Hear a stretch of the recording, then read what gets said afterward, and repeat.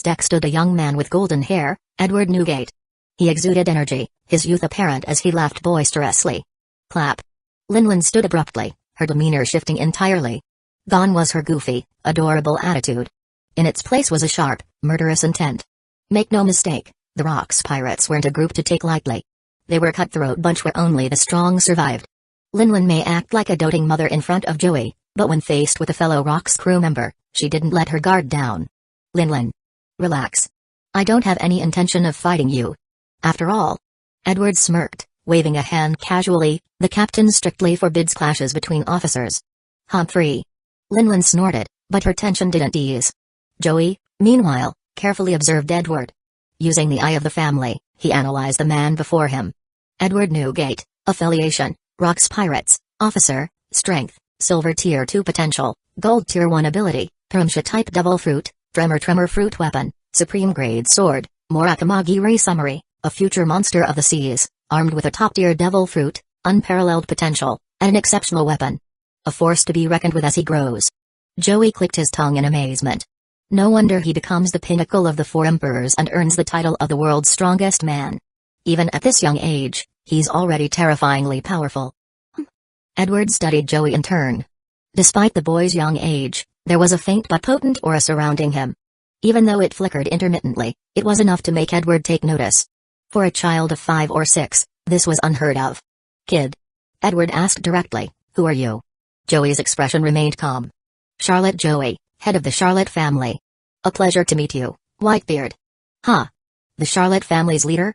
Edward's eyes widened in surprise, glancing between Joey and Linlin. Chapter 13, Only Savages Resort to Violence. In truth, as members of the Rocks Pirates, both Edward and Linlin were high-ranking officers. While there was a notable difference in their strength in the past, things had shifted.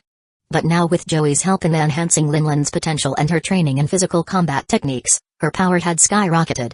Without exaggeration, Linlin was now undoubtedly on par with Edward. Both were close figures of the admiral level in strength. What made them even more unique, however, were their ambitions. Among the strongest members of the Rocks Pirates, each harbored their own lofty dreams.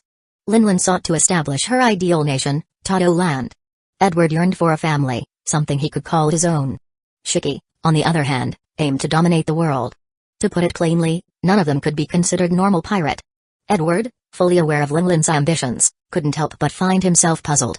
Even if Linlin had indeed formed the Charlotte family, shouldn't she, as its founder, be its leader? Why then was the position of family head held by her little son, Charlotte Joey? At this moment, Edward was filled with confusion, his head a swirl of unanswered questions. He. Noticing Edward's perplexity, Joey offered a calm smile and explained, the position of leader should always go to the most capable individual. My mother, while strong, has a personality that's too childlike.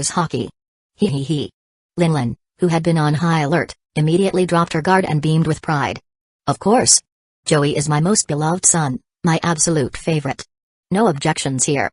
If you praised Joey, you were automatically Linlin's friend. That was how she operated, simple and straightforward. The tension between Edward and Linlin eased. Edward then asked, "So, Linlin, where are you headed?" Tilting her head slightly, Linlin replied, "I'm taking Joey home. After that, I'll return to the Rocks Pirates." Edward nodded in understanding. As for the specifics of her plans? Well, he wasn't going to pry. This was the Rocks Pirates, after all, a gathering of ambitious individuals, each with their own schemes. They weren't allies in the true sense, and prying too much could lead to conflict. While some officers might hesitate due to Rock's strict rules, but Linlin? She was a certified lunatic who wouldn't hold back if provoked. Boom. Boom.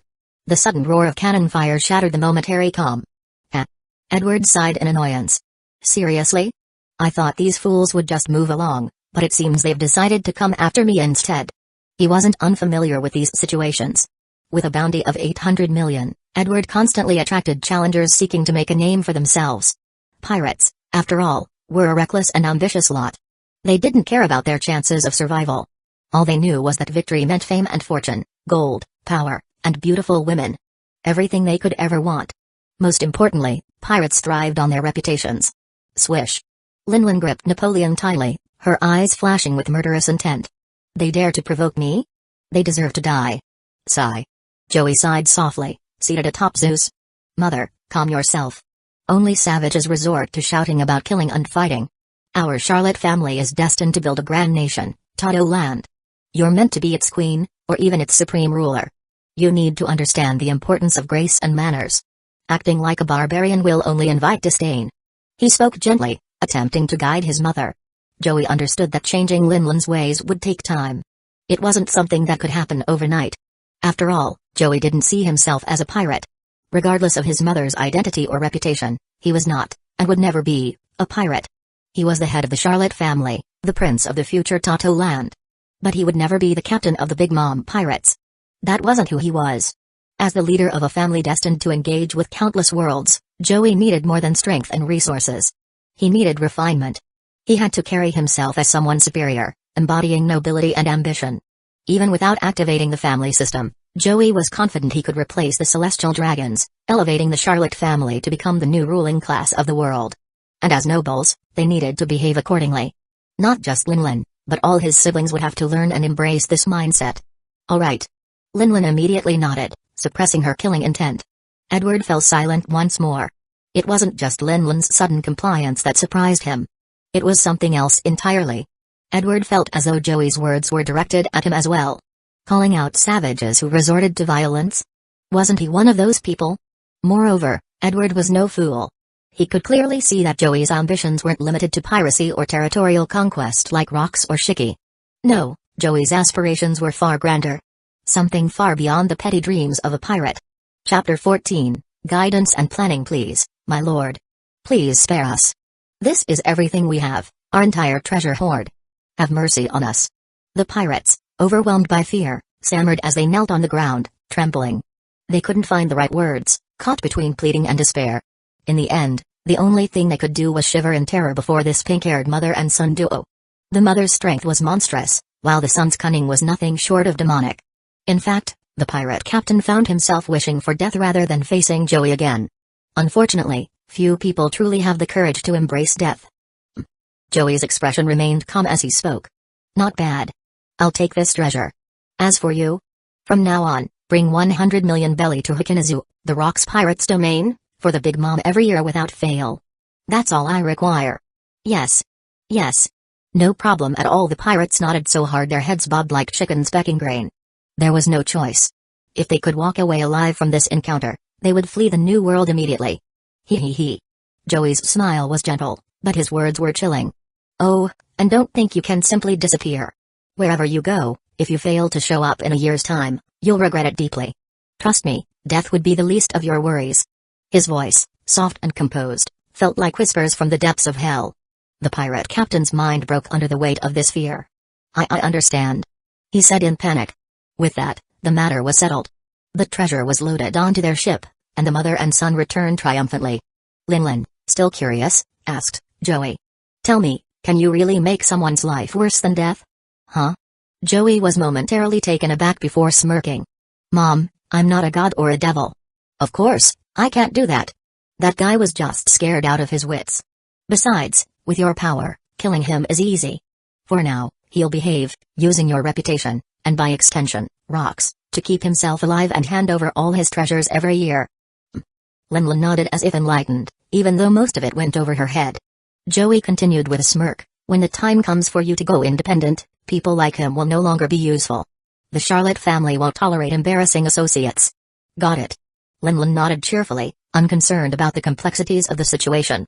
After all, anything requiring thought could just be left to Joey.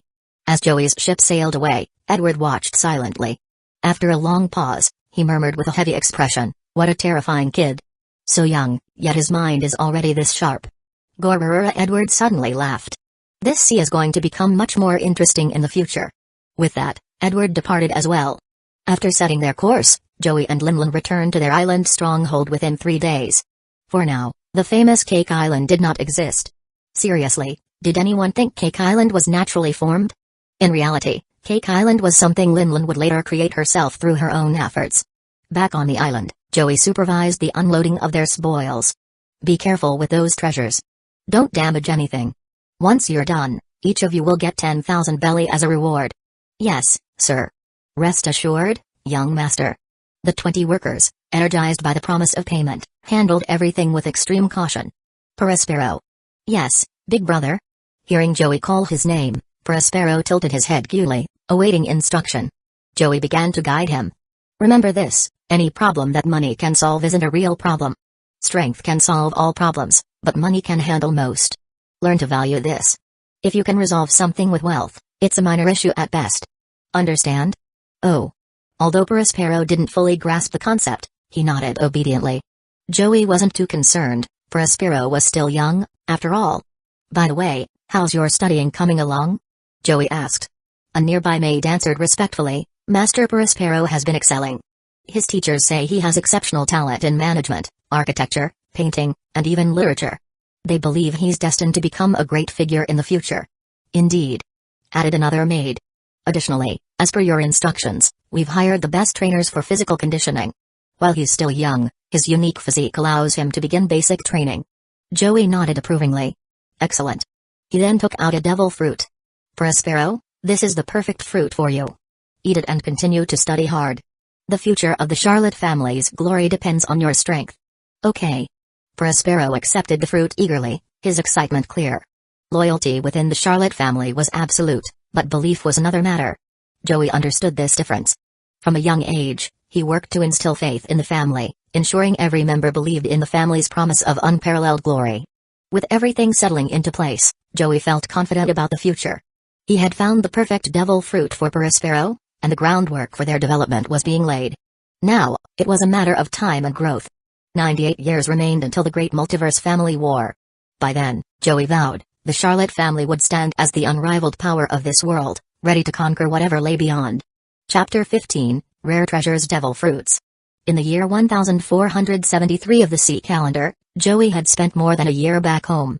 It wasn't that he didn't want to accomplish anything, but there was a significant obstacle, the family system.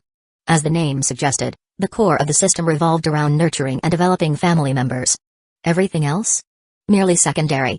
And so, despite his silver tier level 2 strength, Joey understood his limitations. He could barely unleash 50% of an admiral-level combatant's power. As for Prospero? What could a 1-year-old brat possibly contribute?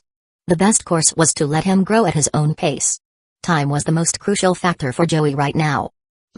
Joey rubbed his chin thoughtfully. According to my plan, the next 20 years will be the growth phase. After that, I'll spend 30 years controlling the world. The remaining 50 years will be for honing myself further. He paused, eyes gleaming with determination. At the very least, I need to reserve 50 years for solid growth and accumulation. Only then can I emerge victorious in the fierce competition that awaits 98 years from now. What Joey didn't realize was that his calculations were off. The time remaining wasn't 98 years as he had assumed, it was only 48 years. The multiverse was on the brink of monumental changes, and the clock was ticking faster than he expected. Multiversal travel? Joey didn't believe it would simply be a friendly visit. The most likely scenario was a massive battle, one where combatants would fight to the death, tearing each other apart. Master. A maid approached from behind, bowing respectfully. Here is this year's financial summary. Without turning, Joey replied, just give me the highlights. Yes. The maid's tone remained steady as she delivered the report. The Charlotte family currently possesses 30 great swords, 3 great grade blades, 8 stored devil fruits, Yamata no Orochi fruit, Lick fruit, and a total of 1.5 billion belly in treasure. The maid's detailed account painted a clear picture. This wealth, of course, was largely thanks to Big Mom's monstrous strength, which allowed her to dominate wherever she went. Joey waved dismissively. Got it. You're dismissed. The maid bowed again and left. Joey opened the trading system, ready to negotiate with specific individuals across other realms. Charlotte Patriarch, have you made your decision yet? You should already know the value of devil fruits. Each one carries the potential to awaken a growing law. In any world, that's a treasure of the highest caliber. If you're not interested, there are plenty of others willing to trade. His message was directed at the Angel Clan's leader. In Joey's world, the most precious resource was undeniably the devil fruits. Each fruit embodied the essence of a nascent law, rudimentary but extraordinary. Although perfecting these laws would be incredibly challenging, even possessing a starting point was already a monumental advantage. And what Joey sought from the Angel Patriarch was divine bone essence, a resource capable of breaking the barrier between silver and gold tiers. A fragment of divine bone essence could elevate a person from silver tier 1 to gold tier 1. A complete set of divine bone essence, however, could bestow an individual with platinum tier level 9 potential. As for higher levels, Joey had no means of contact yet. Joey chuckled to himself. If the Angel Patriarch refuses, there's always the Demon Patriarch or Elf Patriarch. They can also provide the divine bone essence I need. For Joey, acquiring as much divine bone essence as possible was non-negotiable. As he deliberated, a notification popped up. The Angel Patriarch had responded. Angel Patriarch, 15 devil fruits for half a set of divine bone essence. Half a set equals 15 fragments, for context, 30 fragments equaled 1 complete set of divine bone essence, capable of pushing an individual to platinum tier 9 potential, no matter their starting point. Joey's lips curled into a smirk. He replied immediately, Charlotte Patriarch, impossible. 15 devil fruits for at least 25 fragments. You know very well that the demon, dragon, elf, and giant patriarchs also hold divine bone essence. I'm not limited to trading with you. Far away, in the heavenly realm, a radiant woman with golden hair frowned slightly. She was the Angel Patriarch, a being of unparalleled beauty and majesty. Joey's words hit the mark. Divine bone essence was precious but not irreplaceable for her kind. Devil fruits, on the other hand, held untapped potential that was far more alluring. Her response came quickly, Angel Patriarch, 25 fragments are out of the question. The most I can offer is 20, Charlotte Patriarch, deal. The trade will take place in 1 month, Angel Patriarch, agreed. Ha. Joey leaned back, a triumphant smile on his face. Got it. For most, devil fruits were treasures of immense value. But for Joey, they weren't nearly as rare. Why? The world was filled with devil fruits, and with the power of Charlotte family, they could get a large amount of them in the future. The Charlotte family alone would have over 100 children in his clan, each offered a choice of devil fruits from birth, always 2 options to pick from. Whether consumed or not, this meant their reserves would easily exceed 100 fruits. And this vast arsenal of devil fruits? It was Joey's ace, his greatest resource for accelerating his rise to power. Chapter 16, Charlotte Compote Few. Having wrapped up the recent trade negotiations, Joey let out a deep breath. With 20 strands of divine bone essence secured, he was confident it was more than sufficient for the family's early-stage development. However, he had no intention of using it immediately. Narrowing his eyes, Joey muttered to himself, 30 strands make up a complete divine bone essence. With that, Mom's aptitude can be elevated to platinum level 9. Once she uses the upgraded body refinement jutsu, she could reach gold level 9 in strength. At that point, Mom would become invincible, and every devil fruit in this world would belong to the Charlotte family. His eyes flashed with determination. For now, Joey continued engaging in more trades. Although he only had 8 devil fruits on hand, certain ones like the lick fruit and the Yamata no Orochi fruit were out of the question for trade. These were essential for cultivating the family's strength. He knew better than to sell the only weapons his family possessed while they were still vulnerable. Doing so would be inviting disaster. Half an hour later, Joey was wrapping up another deal. Charlotte Patriarch, clan leaderess chef, you must realize that while a top-tier chef with the potential to become a god of cooking is valuable, the importance of the embryonic form of the law cannot be overstated. Clan leaderess chef, Patriarch Charlotte, I'll consider your proposal seriously, but I'll need some time. I'll give you an answer in a month. Humphrey. Joey's lips curled into a smirk as he murmured, it's already in the bag. There's no way he'll reject this trade. Anyone with half a brain knows the value of the embryonic form of a law. Of course, the potential to become a god of cooking is significant too. A god of cooking, as the name implied, could create culinary wonders capable of driving even the strongest warriors to madness. However, having the potential was one thing, turning that potential into reality was another. 3 major trades have essentially been locked in. Joey thought. In total, I'll need 23 devil fruits. For now, I only have 8. But he wasn't in a rush. The deadline for the last trade is a year away. Speaking of time, the new year is only 2 months away. Joey noted, reflecting on how quickly the year had passed. In the span of a year, he had grown to the size of a 7-year-old child.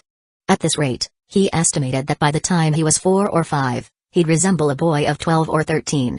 Trade summary, Angel Clan Leader, 15 devil fruits for 20 strands of divine bone essence, trade in 1 month. Titan Clan Leader, 7 devil fruits for 10 strands of divine bone essence, trade in 1 year. Chef Clan Leader, 1 devil fruit for a dessert chef with the potential to become a god of cooking, trade in 1 month. After recording the details, Joey returned to his studies. Though his strength didn't require rigorous training, Joey had never neglected his education, immersing himself in topics ranging from etiquette to advanced subjects. Half a month later, Joey and Prospero were engrossed in their studies. For them, age was never a barrier. Compared to those born with monstrous strength, starting their education this young was considered ordinary. Master Joey. A maid entered, holding a baby in her arms while several large chests were carried in behind her. Joey raised an eyebrow at the scene. Charlotte Compote, identity, eldest daughter of the Charlotte family, strength, iron level 7 potential, silver level 6 description. As the eldest daughter, Compote boasts impressive potential, having inherited her mother's exceptional talents. She is worthy of being nurtured with full effort. Oh. Joey's interest piqued as he studied the baby girl with her dark green hair. Prospero stood up curiously. So, this is my little sister? What did Mom say? Joey asked. The maid respectfully replied, Master Joey, Madam said that the Rocks pirates are currently attacking a nation and won't return this year. However, she has sent back 10 devil fruits she managed to collect. Got it. Joey nodded. Take Compote to rest. Prospero, organize the items Mom sent back. Understood, big brother. Prospero said eagerly, heading off to handle the task. Though still young, the family had started grooming Prospero for responsibilities. Handling simple tasks like inventory management was well within his capabilities. Joey, deep in thought, mused, Compote's talent is far superior to Prospero's, already reaching silver level 6 with iron level 7 strength at birth. After some contemplation, he deduced the reason. The difference likely lies in the pure souls of the males used. It makes sense now. As for himself? Joey considered his situation unique and not comparable to theirs. Later, Prospero returned with the report. Big brother, Mom sent back 10 devil fruits and 3 billion Baileys. Among the devil fruits, the notable ones include the Paramsha hot fruit and the Paramsha cream fruit. Joey nodded. Mom must have used the remaining Baileys to purchase these devil fruits, or it would be 5 billion like always. The Rocks pirates prioritize money over other resources, so this approach makes sense. We've secured 2 high-quality devil fruits, ensure they are well protected. As for the others, store them safely in the treasure vault. Now, let's focus on preparing for the new year. Got it, big brother? Prospero replied enthusiastically. Chapter 17, Akangakubo Momo. The new year had arrived. It was always a time of joy. No studying. No training. For Prospero, the New Year's holiday was a delightfully welcome break. Cheers. Ha ha ha. Cheers. The clinking of glasses echoed as the family celebrated, marking the end of the festive season. After all, the Charlotte family had only 3 young children in its ranks, so time was their most precious commodity. Slowly but surely, the family would grow stronger and take its rightful place in the world. As the celebrations ended, a message arrived.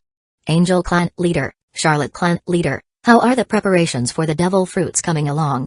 Charlotte Clan Leader, the devil fruits are ready for trade anytime. Angel Clan Leader, excellent. Without delay, the two leaders proceeded with their transaction. A golden shimmer filled the air. 15 devil fruits disappeared from Joey's inventory, replaced by radiant strands of golden light. Joey raised his hand, gathering the shimmering threads. 20 strands of divine bone essence. A treasure of utmost importance. Angel Clan Leader, pleasure doing business. Looking forward to our next trade, Charlotte Clan Leader, the pleasure is mine.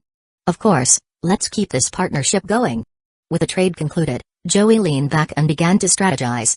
He mused to himself, currently, I have the orachi fruit, the lick fruit, the hot fruit, and the cream fruit. There's also one spare devil fruit. If the S-Chef Clan Leader agrees, I'll trade that one as well. But his focus soon shifted. Rather than the trade, he was more concerned about compote. Prospero had consumed the draw fruit, which was perfectly suited to him. However, finding an ideal fruit for compote was proving trickier. The hot fruit is good, but it doesn't suit her abilities. The lick and cream fruits? They're reserved as utility fruits for our family's logistics. He pondered the matter deeply, carefully analyzing his options.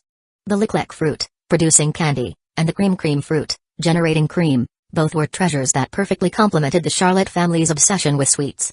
There was no chance these would ever be traded away. Guess I'll save these for family members with average potential. Joey thought with a sigh. At least they'll ensure we have competent support in the future.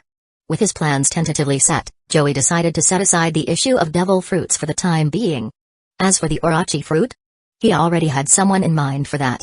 Just as Joey was about to dive into some reading, a notification chimed. S-Chef Clan Leader, Charlotte Clan Leader. I'd like to trade a chef with divine culinary talent, specializing in desserts, for one devil fruit. Oh? A sly smile crept onto Joey's face. He chuckled softly. Finally. I was wondering how long they could resist. Seems like they couldn't hold back after all. Amused, Joey replied promptly. Charlotte Clan Leader, no problem. Let's make the trade right away, S-Chef Clan Leader, agreed. A flash of light illuminated the room. The devil fruit vanished, and in its place stood a petite girl with a frightened expression, clutching an oversized stuffed doll. Why you? Hello. Though clearly terrified and on the verge of tears, the girl composed herself, bowing respectfully to Joey. She understood. Her presence here wasn't an accident. She knew exactly what fate awaited her. Joey nodded approvingly. Ikangakubo Momo. As expected of someone with divine culinary talent. Impressive. You're worthy of joining my family as an affiliate member. Ding. Would you like to make Ikangakubo Momo an affiliate member of the Charlotte family? Yes. The system confirmed her new status as a family affiliate, a position unique to the clan. Unlike servants, whose lives could be disposed of at will, affiliate members were granted some autonomy and respect. Their role was akin to a subordinate faction, like the relationship between Big Mom's pirate crew and the Sun Pirates. However, within the Charlotte family system, the difference between affiliates and servants was often minimal. Joey studied Ikangakubo Momo calmly.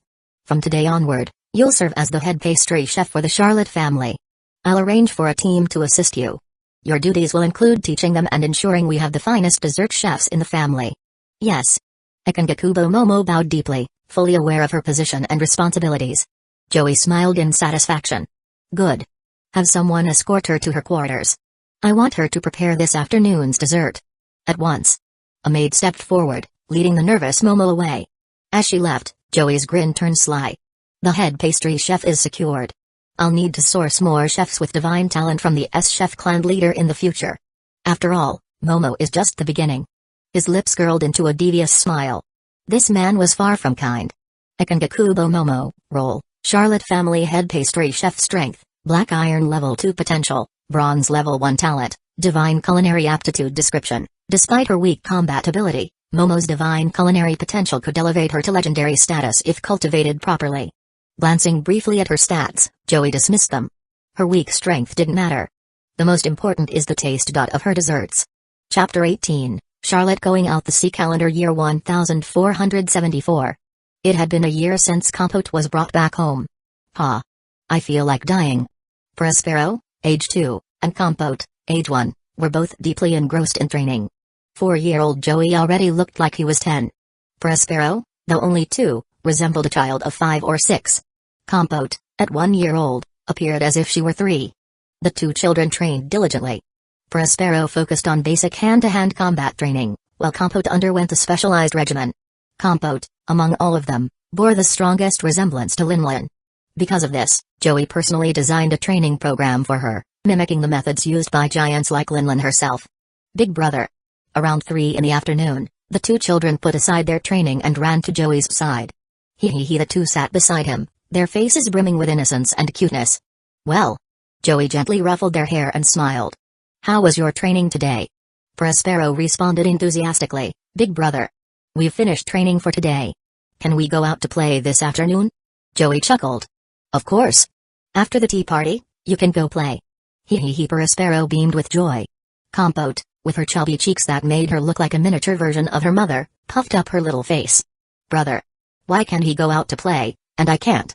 She complained, pouting. Joey ruffled her hair as well. Does my little girl want to go out and play too? Yes. Yes. Compote eagerly nodded. After thinking for a moment, Joey nodded and said, all right, let's all go out together. It'll be good to check on the family businesses while we're at it. Yay. The two children cheered excitedly. Ha ha ha. Joey smiled and shook his head. Since returning from Wano 2 years ago, Joey had been meticulously planning the island's development. Now, through a combination of wealth, strength, and influence, the entire island, from its factories to its officials, was firmly under the Charlotte family's control. Every single person answered to them. While plundering as pirates yielded wealth, it had its limits. Joey was far more interested in the consistent revenue generated through business. Every detail mattered to him. Still, these were minor issues that he didn't dwell on too much. Master Joey, it's time for the tea party. Momo arrived with an array of desserts. Soon after, the 3 siblings sat down together, their faces lit up with delight as they enjoyed their sweets. Truth be told, the Charlotte family could go without money or anything else, but never without desserts. Even Joey wholeheartedly agreed with this sentiment. After finishing their tea, Joey took Prospero and Compote out for a stroll. The 3 siblings wandered through the town, exploring. It's them. Look. It's the monsters from the castle. I heard their mom is a pirate. These freaks deserve to die. As they walked, whispers and insults began to spread around them. The adults in the town, fully aware of the Charlotte family's terrifying reputation, kept their heads down. But the children playing outside didn't know any better. Charlotte Brule, Joey's yet-to-be-born 20th sister, had her face scarred by this group of brats in the original timeline. Linlin, often absent due to her pirate life, had long neglected to protect her children from such harassment. While no one dared to harm Linlin's children outright, bullying them had become commonplace. Linlin from the original story had only ever viewed her children as tools, never truly caring for them. But things were different now. Idiots. Sniff. Sniff. Prospero burned with anger, while Compote, despite having the strength to crush these brats, was still just a child. Her eyes welled with tears as the insults hit her. Joey turned calmly, his gaze landing on the group of children, more than 10 in total. Prospero, consumed by rage, clenched his fists tightly. Joey, however, spoke in a steady voice. Prospero, what do you think we should do in a situation like this? Huh? Prospero, caught off guard, tilted his head in confusion. Despite his anger, he was still a child. In truth, Prospero had already reached the strength of an iron rank level 9, and Compote wasn't far behind at iron rank level 8. Their abilities naturally grew with age, and Joey had focused on laying a strong foundation for them. With their bloodline and the unique body refinement jutsu, such growth was entirely expected. In this world, the gap between iron and bronze rank wasn't enormous, but reaching bronze marked a significant transformation. Ha ha ha, look! That brat is sticking out his tongue? And that little girl has green hair. The one in the middle has pink hair, how disgusting. The taunts grew more vicious. Smack. Smack. Prospero's fists tightened, trembling with unrestrained fury. But even in his anger, he recalled his older brother's earlier question.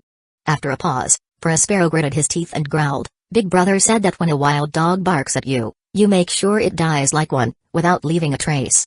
Joey smiled. Well said, Prospero. So, what are you waiting for? Are you going to let them keep bullying your sister and insulting your family? The Charlotte family's pride allows no such humiliation. I understand. Prospero unstrapped the weapon from his legs and assembled it into a massive paintbrush. Chapter 19, The Family's Monster, Charlotte Get a Curry. Painting scroll, Wild Dog Feast. Prospero's hand moved swiftly as he painted. Woof. Woof. One by one, Massive wild dogs came to life from his artwork. Each stood about 2 meters tall, with a body length of nearly 4 meters. Upon counting, there were dozens of them. Thud. A colossal drumstick dropped to the ground. Kill them. Prospero's voice was cold and merciless. Leave no one alive. Gr. The pack of wild dogs charged forward at terrifying speed, heading straight for the group of children. Help. Please, someone help. What is this? What are they going to do to us? Their screams of pain and terror filled the air as the children were torn apart like prey. In mere moments, the scene turned eerily silent, leaving only the lingering stench of blood in the air. Gulp. The onlookers swallowed hard, trembling in fear at the sight. Joey smiled in satisfaction. Well done, Prospero. Remember this, no one insults the Charlotte family and gets away with it. Understood? Yes. Both Prospero and Compote nodded firmly. Though they were still children, the gruesome scene before them elicited no reaction. To them, such events were insignificant. Bloodline inheritance truly was an extraordinary thing. At that moment, several men in black suits approached. The leader bowed respectfully. Young master. Joey responded with a calm smile. Wipe out the families of these brats. Burn everything to ash and leave no trace behind. Understood. The black-suited men departed, and Joey turned to address the surrounding crowd. Everyone, I apologize for the fright. To make up for this, all taxes for the year will be waived. Whoa. Thank you, young master. Thank you so much. The crowd erupted into cheers. Although the taxes weren't outrageous, having them waived was a pleasant surprise. Joey turned to the children. Let's continue our walk. After that, it's time to head home. Yes, big brother. Okay. Prospero and Compote followed Joey happily. However, among the crowd, a few observant individuals shivered. Everyone on this island is at the mercy of the Charlotte family. They've seized complete control. What a terrifying child, he's only 4 years old, isn't he? The sharp ones grasped the implications of what they'd witnessed, but ultimately, it didn't matter. The island was already firmly under the Charlotte family's rule. The combination of carrot and stick, the display of power followed by a gesture of kindness, was executed flawlessly by Joey. Though he didn't train physically, his studies in politics, economics, and etiquette had never faltered. He had hired the best teachers from around the world at great expense. After a day of leisure, Joey returned home with Prospero and Compote. As soon as they stepped inside, a familiar figure embraced him tightly. Joey. Joey. Mommy is back. Did you miss me? Linlin exclaimed joyfully. Struggling to lift his head from between her mountainous embrace, Joey managed to reply, Mom. Let me go. You've been gone for 2 years again. What were you doing this time? He. Linlin giggled. Last year, we attacked a major nation. This year, things were quieter, so I came back. Faced with his mother's playful grin, Joey couldn't help but relent. What else could he do but forgive her? Prospero. Compote. Did you miss me? Mommy. The 2 children rushed to Linlin, their faces lighting up with joy. Their affection and respect for her were unmistakable. Joey watched them with a warm smile. Harmony within the family was essential for its growth and strength. Just then, 3 maids approached, each carrying a child. One of them was asleep while standing. He. Joey chuckled at the sight of the unusual child. Charlotte Kitakuri, title, 3rd son of the Charlotte family, strength, black iron level 9, potential, silver level 9, summary, a monster of the Charlotte family. Kitakuri's talent is extraordinary. With minimal resources, he can grow into one of the family's greatest pillars. Joey's gaze shifted to the other 2 children. Charlotte Daifuku, title, 4th son of the Charlotte family, strength, black iron level 5 potential, silver level 5 summary, a genius of the Charlotte family. With proper nurturing, he will become a formidable force in the family. Charlotte Oven, title, 5th son of the Charlotte family, strength, black iron level 5 potential, silver level 5 summary, another prodigy of the family. Oven is destined to shine with the right guidance. Although Daifuku and Oven weren't as gifted as Kitakuri, their potential still surpassed that of Prospero, though they lagged slightly behind Compote. This was expected, given their shared lineage as Kitakuri's younger triplet brothers. Joey freed himself from Linlin's grip and studied his 3 younger brothers. Suddenly, Kitakuri's eyes snapped open, glowing with a crimson light. It was clear that, even as an infant, he already possessed observation haki, a natural prodigy. He. Joey glanced at Kitakuri, Daifuku, and Oven, then turned to Prospero and Compote. Finally, he exchanged a knowing look with Linlin. They both smiled. Chapter 20, Upgrading Potential. Charlotte Linlin usually only came back home around New Year's. There was no other way. She was part of the Rocks Pirates. As one of the most dominant pirate crews of this era, they waged war constantly. Though Linlin had a simple, childlike demeanor, she wasn't a fool. For the sake of amassing wealth, staying away from home was often unavoidable. This new year, however, the entire family was gathered together, Prospero, Compote, Kitakuri, Daifuku, Oven. And, of course, Joey and the Big Mom herself. Cheers. Everyone wore bright smiles, filled with joy and celebration. The New Year's feast wrapped up quickly, and soon after, Linlin left once more. Now, Joey was busy again. Tap, tap. Lightly tapping the table, Joey murmured to himself, Prospero and Compote are on track. Next up are Kitakuri, Oven, and Daifuku. The Parimsha, puff fruit. The Parimsha, heat fruit. These two devil fruits have already been secured. And he rubbed his temples, contemplating. The puff fruit, heat fruit, lick fruit, cream fruit, and snake fruit, model, Yamato no Orochi. These 5 were all extremely valuable devil fruits that could never be traded away. On top of that, Linlin had brought back only 100 million Baileys this year, though the family's total assets had reached 2 billion Baileys. Joey kept 1 billion for operational costs and gave Linlin the remaining 1.1 billion. Money was never the real issue. The most critical resource was devil fruits. The more they could acquire, the better. Teach chose the Whitebeard pirates to search for the dark fruit because of their overwhelming strength. Likewise, the Rocks pirates were the most formidable pirate crew of this era, and the ability to get more devil fruits was there. Moreover, the crew consisted mostly of maniacs driven by greed, and with Linlin's power, purchasing devil fruits was never a problem. We have 10 other devil fruits on hand, aside from the 5 key ones. Oh, right. That's right. There's also the booze fruit.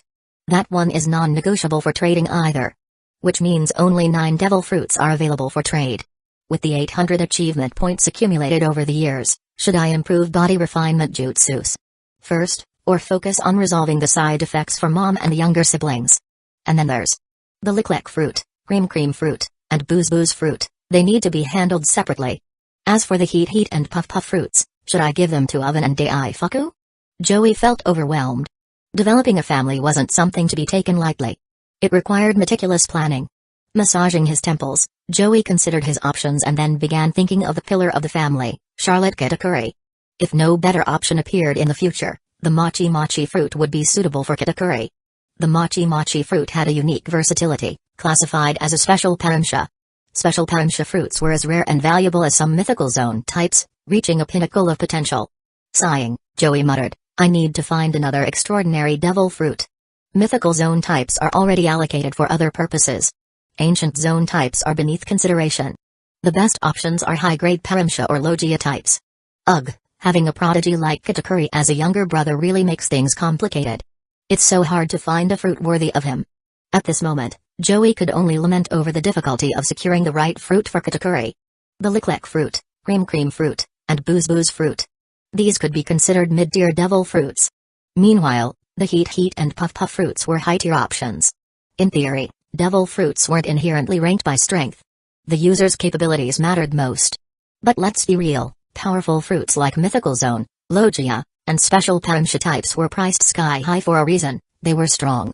This was why Joey insisted on only the best for his family. The puff and heat fruits would be perfect for Daifuku and Oven. Prospero, too, had been matched with a top-tier brush fruit.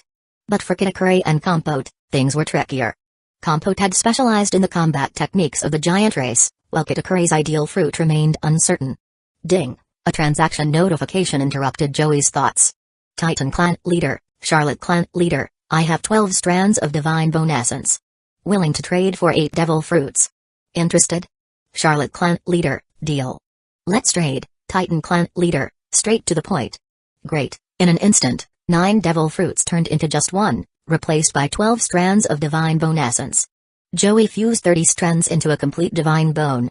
A brilliant golden glow illuminated the room, as though devouring everything in its radiance. What emerged was a small, golden bone, about the size of a pinky finger, exuding pure, dazzling light. Excellent. Joey nodded with satisfaction.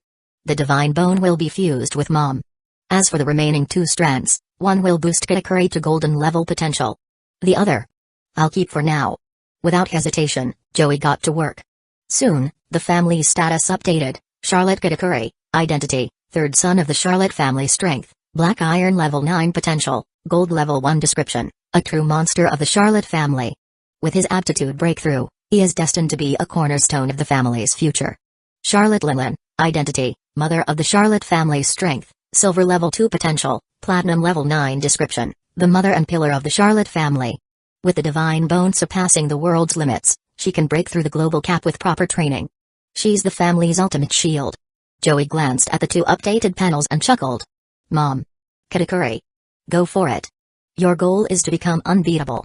The family's future rests on you as its foundation. Ha ha ha ha. Chapter 21, Time Skip, 10 years. The year was 1484. Of the sea calendar. It had been exactly 10 years since Joey successfully enhanced both Big Mom and Katakuri's potential. Over this decade, much had changed, and now, an event of great historical significance was about to come, the God Valley incident. During these years, the Rocks pirates had grown to their peak.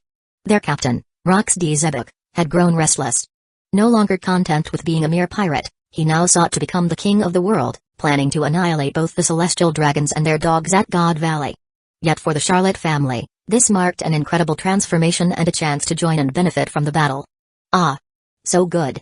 Katakuri devoured a sweet donut with visible joy, his demeanor radiating confidence and cheerfulness. Katakuri, a naturally open and carefree boy, Katakuri's self-assured nature remained strong. However, under Joey's teachings, he had also embraced the weight of responsibility as the family's pillar. Katakuri, said Borospero, lounging on the sofa with a sigh, don't you think you should cover your mouth? Maybe then, you could make some normal friends. Despite being just teenagers, even they sought companionship outside the family. I don't need friends, Katakuri declared, swallowing the donut.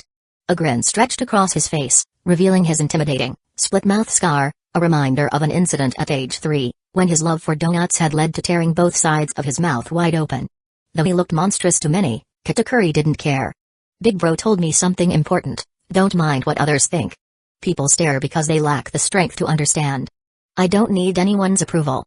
My job is to protect my family, that's enough. With a firm fist, he demonstrated his resolve. At just 10 years old, Katakuri was a bronze level 6 fighter, a monstrous power comparable to a normal Marine Vice Admiral. Even Borospero, 2 years his senior, though bolstered by a silver level 5 potential, could only achieve bronze level 4 strength, barely nearing Rear Admiral level. Katakuri. The door burst open as Daifuku and Oven strode in. What's up? Katakuri greeted them, his confidence unwavering. Both Daifuku and Oven, aged and like Katakuri, shared Borospero's bronze level 4 power, a testament to Joey's meticulous training. The Charlotte family's first 5 children were undoubtedly prodigies. Katakuri, the strongest, stood at bronze level 6 power at the age of 10. Compote, the eldest daughter, was a close second with bronze level 5 power at age 11. Borospero, Daifuku, and Oven followed at bronze level 4. But beyond these exceptional pioneers, the family's subsequent generations showed mixed talent. The Charlotte family's second daughter, Mundi, along with her younger triplet sisters Amand, Hashi, and Defili, were snake-neck hybrid. Among them, only Amand possessed silver level 5 potential, while the others reached just silver level 1 potential. At the 9 years old, their abilities ranged from bronze level 3 for Amand to bronze level 1 for her sisters. Next came the 5 sons, Opera, Counter, Cadenza, Cabaletta, and Gala, all born as quintuplets from Muna bloodline. Opera inherited silver level 5 potential, while his brothers were silver level 1. Joey planned to entrust these boys with the legendary Yamato no Orochi devil fruit, while continuing his search for other mythical zone fruits to further enhance their power. These 5 were destined to become the family's elite enforcers. Following them, Cracker, the 11th son, along with his triplet sisters Custard and Angel, displayed yet another standout. Cracker was gifted with silver level 8 potential, which Joey further elevated to gold level 1, preparing him for unparalleled greatness.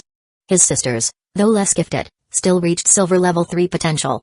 From twins Zakato and Brule, to further sets of siblings born with unique origins, the Charlotte family had expanded to a staggering 19 sons and 11 daughters. In just 14 years. Katakuri, want a donut? Daifuku teased, breaking the tension. But before Katakuri could respond, Daifuku added, wait, don't. Big Bro's calling everyone. He says it's urgent. At the mention of their eldest brother, both Katakuri and Borospero immediately stood up, their expressions turning serious. For the Charlotte siblings, Joey wasn't just their elder brother, he was their idol. Over the years, his teachings, leadership, and guidance had elevated the family to its current might. To them, He wasn't merely their leader but a figure of unwavering reverence. Under Joey's direction, the Charlotte family had risen to new heights. Each sibling carried immense pride in their name, their family, and most importantly, in Joey himself. Their faith in him wasn't blind, it was absolute. A conviction rooted in the remarkable truth of what Joey had accomplished for them all. "Let's go," Katakuri declared, his voice firm as he led his brothers and sisters toward Joey's call. The family's future was bright, and under Joey's guidance, they knew there were no limits to what they could achieve. Chapter 22, 2 ways. Over 10 years had passed, and in that time, Joey had undergone remarkable changes. Though only 14 years old, he now appeared as a man in his early 20s, radiant, refined, and utterly flawless. His striking pink hair and gentle smile exuded an elegance that belied his true intentions. As the head of the Charlotte family, Charlotte Joey was a man whose emotions were inscrutable, a leader who concealed his thoughts behind a calm and warm demeanor. The creak of the library door interrupted the quiet. 4 young figures, Prospero, Katakuri, Daifuku, and Oven, stepped inside. "Big brother." They greeted in unison. Joey acknowledged them with a serene smile and a nod. Shortly after, Compote, Mundi, Amand, Hashi, and Ephile entered, followed by the 5 brothers led by Opera. Though Joey's call had gone out to the entire family, only the more mature members were summoned.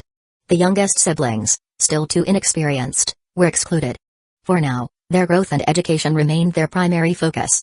Among those gathered, Cracker, the 11th child, stood apart. Charlotte Cracker, title, 11th son of the Charlotte family. Strength, bronze rank level 5 potential, gold rank level 1 overview, another prodigy of the family, poised to become one of its future pillars. As the final 15 family members entered the room, the maids discreetly shut the door, ensuring privacy. Katakuri leaned back and asked bluntly, "Big brother, what's going on?" Joey's soft smile remained. "Katakuri, have you finally figured things out?" "Hey." Katakuri scratched his head awkwardly. "Big brother, I've long since stopped worrying about how others see me. My only concern now is protecting my younger siblings." "Good." Joey nodded approvingly. "That clarity of thought will serve you well. As for why I've gathered you all, there's news from Mother. The God Valley War is about to begin." The room fell silent. "God Valley?"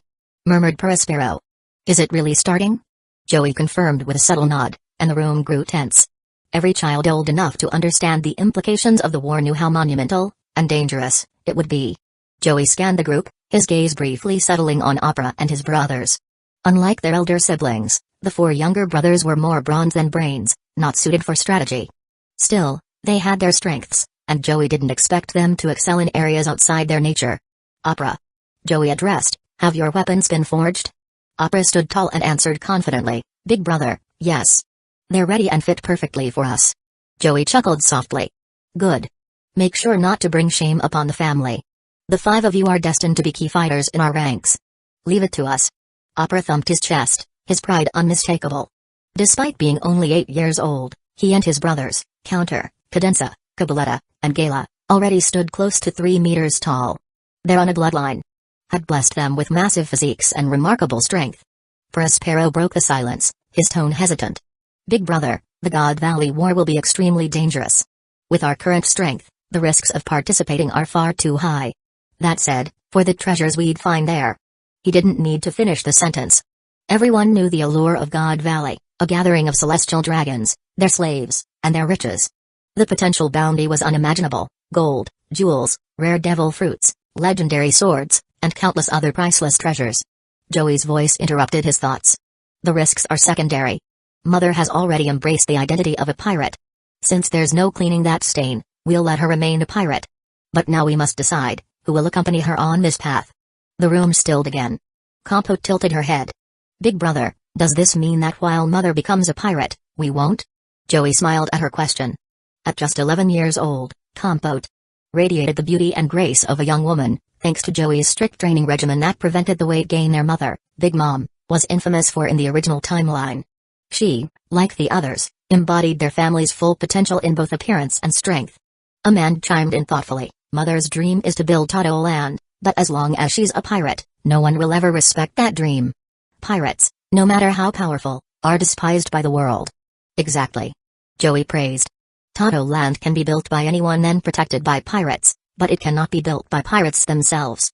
The roles must be clear, and the structure must be deliberate." He gave an example: take the Kano country in the West Blue. They've built an official Hapo Navy composed of 8 pirate fleets, from the first treasure fleet to the 8th. These pirates, though powerful, are officially part of the country's army. Even Marine Vice Admiral Garp couldn't capture their leader, Chen Zhao, because the Kano country is a full member of the world government. That's the power of structure and identity. Katakuri's voice broke in. Big brother, I have decided. I'll follow mother. Through battles as a pirate, I can grow stronger. His determination was clear, and Joey could only give his approval. Joey then held up 2 devil fruits. Before you go, I have prepared these for you and Opera. He tossed one fruit to Kitakuri and the other to Opera.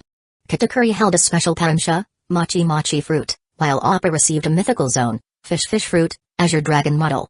These were no ordinary fruits but powerful gifts, ensuring their potential would flourish even further. Chapter 23, Sweet Commanders and the 5 Pastry Generals. The mochi fruit, a rare special paramsha devil fruit. After 10 years of searching, it was finally found. Joey had chosen to give the mochi fruit to Kitakuri for 2 key reasons. First, Joey didn't believe a single devil fruit should define or limit the family's strength. With access to the trade system, he had already begun scouting for other suitable powers and resources to bolster their collective might. His vision was grander than relying on any one fruit as the family's foundation. Second, if the situation demanded it in the future, Joey was confident he could find a way for Kitakuri to consume a second devil fruit, an unusual move, but one that fully justified Kitakuri's worth. Moreover, Joey recognized Kitakuri's ability to awaken the mochi fruit, unlocking its true potential. This made it the optimal choice for the present, ensuring the family's continued growth while solidifying Kitakuri's role as a cornerstone of their strength. As for the azure dragon fruit, Charlotte Linlin had already acquired it. All right. Big brother. Kitakuri and Opera, without hesitation, devoured their respective devil fruits in large bites. Ugh! Both let out muffled groans as the overwhelming power coursed through them. Roar! Opera unleashed a fearsome roar, his body twisting and contorting violently. In an instant, the hybrid beast form of a dragon began to emerge, blending human agility with the raw strength of a beast. This was the peak transformation of Zone Devil Fruits, beast form. Opera gritted his teeth, his voice harsh and guttural. Big brother. Joey smiled warmly. How does it feel? Gradually regaining control, Opera let out a deep breath, his voice steadying. It feels incredible. This is the power of a mythical zone. Big brother, I can tell, my strength will skyrocket in no time. Hee. Joey chuckled and shook his head. Don't rush it. Your body is still growing. You must not force it. Focus on mastering the basics for now. Understand? Got it, big brother? Opera scratched his head sheepishly, nodding. Opera had eaten the fish fruit, mythical zone, azure dragon model, while Counter consumed the snake fruit, mythical zone, Yamata no Orochi model. As for Cadenza, Cabaletta, and Gala, Joey was still seeking suitable mythical zone fruits for them. Joey narrowed his eyes in thought. I already have some leads on the fruit that would suit Gala best. It's not certain, but it's a start. Letting out a slow breath, Joey turned to Prospero. How are the intelligence operations coming along? Prospero replied instantly, Big brother, you can rest assured. Though we've only just started, our network is steadily expanding. Joey nodded approvingly. That's excellent. Kitakuri, how are you adjusting? Big brother. Kitakuri raised his hand. With a single motion, his body began to transform, twisting into malleable mochi that moved with his will. Despite having only just eaten the mochi fruit, Kitakuri was already displaying remarkable control. His talent was undeniable. Joey smiled. Impressive, Kitakuri. With the upcoming God Valley War, I want you to take Cracker and support Mother. Remember, from the moment you leave this island, you belong to the Big Mom Pirates, not Todo Land. Is that clear? Joey's tone grew increasingly stern, and Kitakuri's expression matched it in seriousness. Understood, big brother. Cracker also straightened, his voice firm. We won't let you down. Good. Joey's smile returned as he looked at Kitakuri and Cracker. I'll make sure to make this family free from such shackles in the future. Still, these two were among the family's brightest stars. Their talent was beyond question. Rather than keeping them confined within the family, it was better for them to follow Linlin into the world of piracy, where they could truly grow through the rigors of battle. From now on, Joey declared, you will be known as the Sweet Commanders. Go and prepare for your mission. During the God Valley War, I may make an appearance myself. Is anyone else coming along? Joey scanned the room with a calm smile. The others exchanged glances before 5 stepped forward, Compote, Amand, Mundi, Hashi, and Defili. Seeing his 5 sisters step forward, Joey gave a gentle nod. Take care of yourselves. There's no need to rush or worry excessively. Just grow at your own pace. Joey's tone softened further as he gave his sisters a brotherly reminder. For his brothers, they were expected to bear the family's burdens. For his sisters, their growth could come at a more leisurely pace. Joey knew even though they had the same potential and talent, they needed a different way to be treated. Katakuri assured him firmly, "Big brother, I promise to protect our family." Compote, while silent, nodded with determination, her resolve evident in her eyes. "Good." Joey's expression remained warm. "Go forth, Katakuri, Cracker. While there may still be a vacant spot among the Sweet Commanders, I have high expectations of you. Show this world the might of the Charlotte family. Don't worry, big brother. We won't fail." Katakuri and Cracker gripped their weapons tightly, resolve shining brightly in their eyes. From childhood, they had grown under Joey's guidance and protection. Now, it was their turn to act for the family.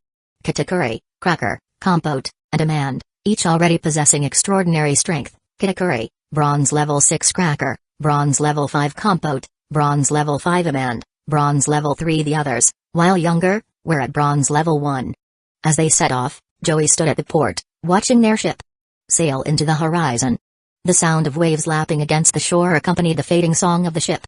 Turning away, Joey faced Prospero. "From now on, the family's affairs will be under your care." Prospero froze, stunned. "Big brother? Where are you going? You're the pillar of the family, you can't just leave." Joey shook his head with a faint smile. "Don't worry. There are things I must do that no one else can. Trust me." As he finished speaking, 5 figures approached from the distance, the opera quintuplets. Each one bore the title Joey had bestowed upon them, the 5 pastry generals. Chapter 24, Tato Land. In the beginning, Joey had simply thought of his 5 younger brothers as a group of promising warriors, their strength reminiscent of formidable generals. But later, when the Yamato no Orochi fruit was consumed, he realized something remarkable: these 5 brothers truly embodied the spirit of the legendary warriors and generals. And so, the title 5 Generals of Pastry was bestowed upon them. Each of the 5 brothers wore heavy, custom-made armor. This was no ordinary gear, it was forged by master craftsman Joey had acquired through a deal with Kurizumi Higurashi. Craftsmanship from Wano country was unmatched anywhere in the world. Joey spared no expense, trading vast amounts of gold, Wano's sole accepted currency, to purchase 20 artisans from Higurashi. These skilled craftsmen created the perfect armor for the 5 generals, sturdy, heavy, yet offering exceptional mobility. Elder brother Opera, wielding the Azure Dragon Crescent Blade, empowered by the Azure Dragon Fruit. Second brother Counter, wielding the Long Snake Spear, empowered by the Yamato no Orochi Fruit. Third brother Cadenza, wielding the Silver Dragon Spear. Fourth brother Cavalette, wielding the Golden Tiger Spear. Fifth brother Gala, wielding the Sun Moon Mountain Splitting Blade. Big brother Opera approached Joey. Towering nearly 3 meters tall and clad in imposing armor, he looked like an indomitable iron-clad general. Joey sized up the 5 brothers, a rare smile of pride spreading across his face. "You 5 all grown so much. Truly impressive." "Ah. Ha ha. Hee hee." Hearing Joey's praise, the 5 brothers scratched their heads, visibly flustered.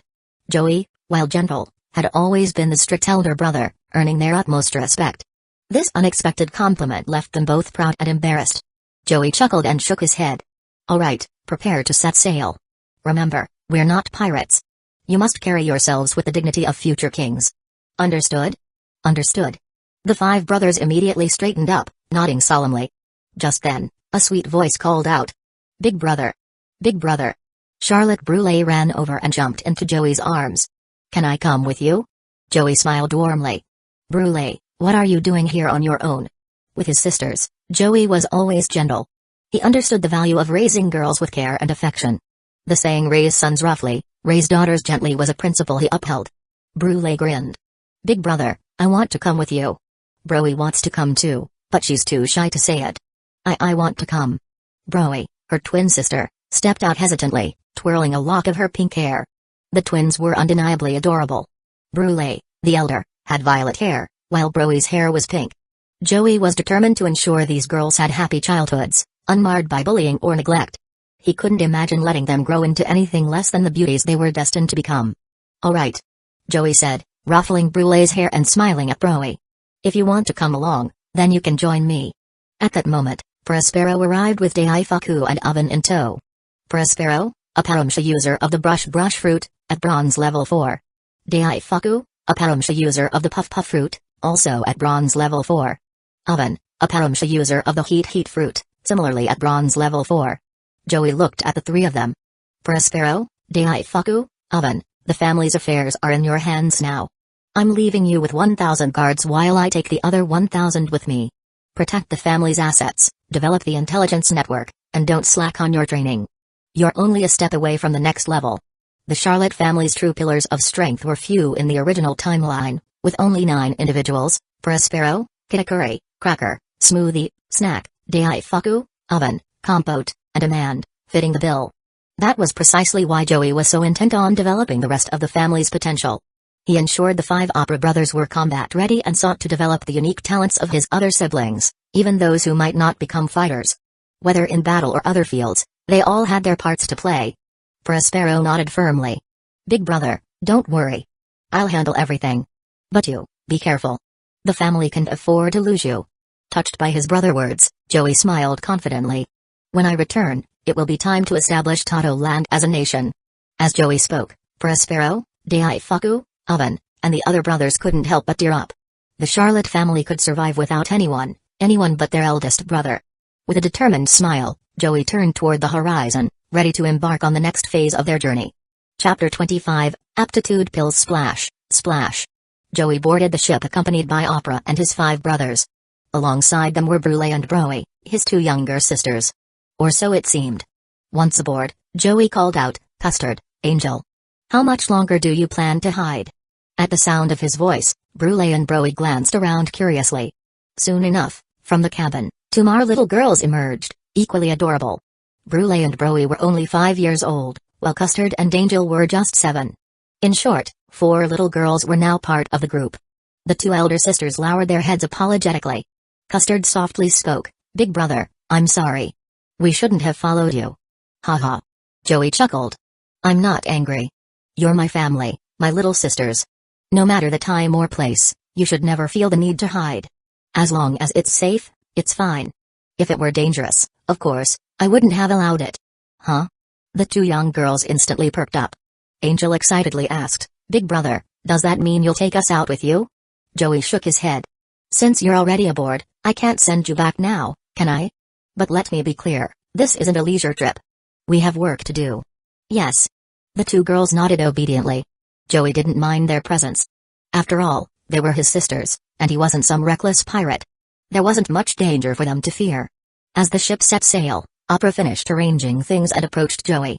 "Big brother, where's our first destination?" Joey responded, "Opera, what do you think is the most important thing for the Charlotte family to build a nation?" "To build a nation?" The other brothers joined the conversation, their curiosity piqued. After a moment of thought, Gale ventured, "Big brother, is it the citizens?" Joey nodded. "Exactly. To establish Tato Land, we need citizens, especially ones from different races. That's what makes it special. Mom's vision isn't just to create an ordinary nation, she wants a land where people of all races can live together harmoniously. Citizens are the foundation of that dream." "True. That's right. Exactly." The brothers nodded in agreement. Opera, deep in thought, asked, "So, is that why you bought such a large number of beastmen and dwarves, big brother?" Joey didn't answer directly, instead offering a mysterious smile. In this world, beastmen and dwarves didn't naturally exist. Yet Joey had acquired them in massive quantities. Over time, their cost had become absurdly cheap, just 3 devil fruits could purchase 10,000 of them. While their innate talents were decent, they didn't compare to the likes of demons, angels, titans, or dragons, races that were in a completely different league.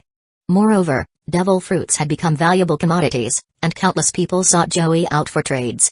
Why? Because possessing a devil fruit meant the potential to grasp the concept of laws, even if only in their newborn form. That alone made them invaluable. In the past 14 years, the chaotic pricing of earlier days had stabilized. Currently, 10 devil fruits could buy a complete divine root. Back then, Joey had spent 22 devil fruits for a single one. Now, with the price drop, Joey possessed 5 complete divine roots. However, they were becoming harder to acquire, so he used them sparingly. He didn't want to regret it later. Still, seeing the potential of Kitakuri and Cracker, Joey realized they were the perfect candidates. It's about time. Joey thought to himself. This training journey for Kitakuri and Cracker is the ideal opportunity to enhance their potential. After a brief moment of contemplation, Joey upgraded both of their talents again. Charlotte Katakuri, title, Charlotte Family's First Sweet Commander Strength, Bronze Level 6 Potential, Platinum Level 9 Devil Fruit, Mochi Mochi Fruit, Weaknesses, Seawater, Sea Prism Stone, Weapon, Trident Mole Dragon Description, the true pillar of the Charlotte family. On the path to growth, given enough time, perhaps just 20 years or less, he could become one of the family's most vital members. Charlotte Cracker, title, Charlotte Family's Second Sweet Commander Strength, Bronze Level 5 Potential, Platinum Level 9 Devil Fruit, Biscuit Fruit, Weaknesses, Seawater, Sea Prism Stone, Weapon, Great Sword Pretzel Description, another pillar of the family. Though he has a few weaknesses, his growth rate is exceptional. His determination might lead him to surpass all expectations. Joey nodded in satisfaction. Mom, Katakuri, Cracker. The next phase of your rapid growth is about to begin. But his plans didn't stop there. The world was on the cusp of another chaotic era. With the fall of the Rocks Pirates, the triumvirate of Roger, Whitebeard, and the Flying Pirates would dominate the seas. The Charlotte family had to seize their share of power in this new age. If that's the case, Joey mused, it's time to enhance the potential of all these kids. Using aptitude pills that he bought earlier, Joey boosted the potential of 10 siblings, Prospero, Compote, Daifuku, Oven, Amand, Opera, Counter, Cadenza, Cabaletta, and Gala. Each pill could raise potential a level until Gold Level 1, and though it wasn't as powerful as a divine root, it was still invaluable. Joey spent 65 aptitude pills, nearly his entire collection of 70 pills. It was worth it. The family was entering a crucial growth period, and these investments would yield immense returns. Chapter 26, Elbaf. 10 years had passed before Joey finally decided to go out himself to gather people for Todo Land. During these 10 years, Joey had not focused on enhancing the talents of his family members. The reason was simple, it wasn't necessary. Their abilities had yet to mature. In other words, they still needed time to grow and had not yet entered the phase of rapid development. But now, things were different. His younger siblings, who had all reached around 10 years of age, were on the threshold of youth. What lay ahead for them was a period of explosive growth. Keeping resources idle served no purpose. Resources only mattered when they were used to their full potential, enabling true progress. Consume achievement points to upgrade body refinement jutsu. Joey ordered the system. Ding. Clan leader has consumed 1000 achievement points to upgrade body refinement jutsu to Gold Level 9. With this, Joey enhanced the body refinement jutsu. Once again.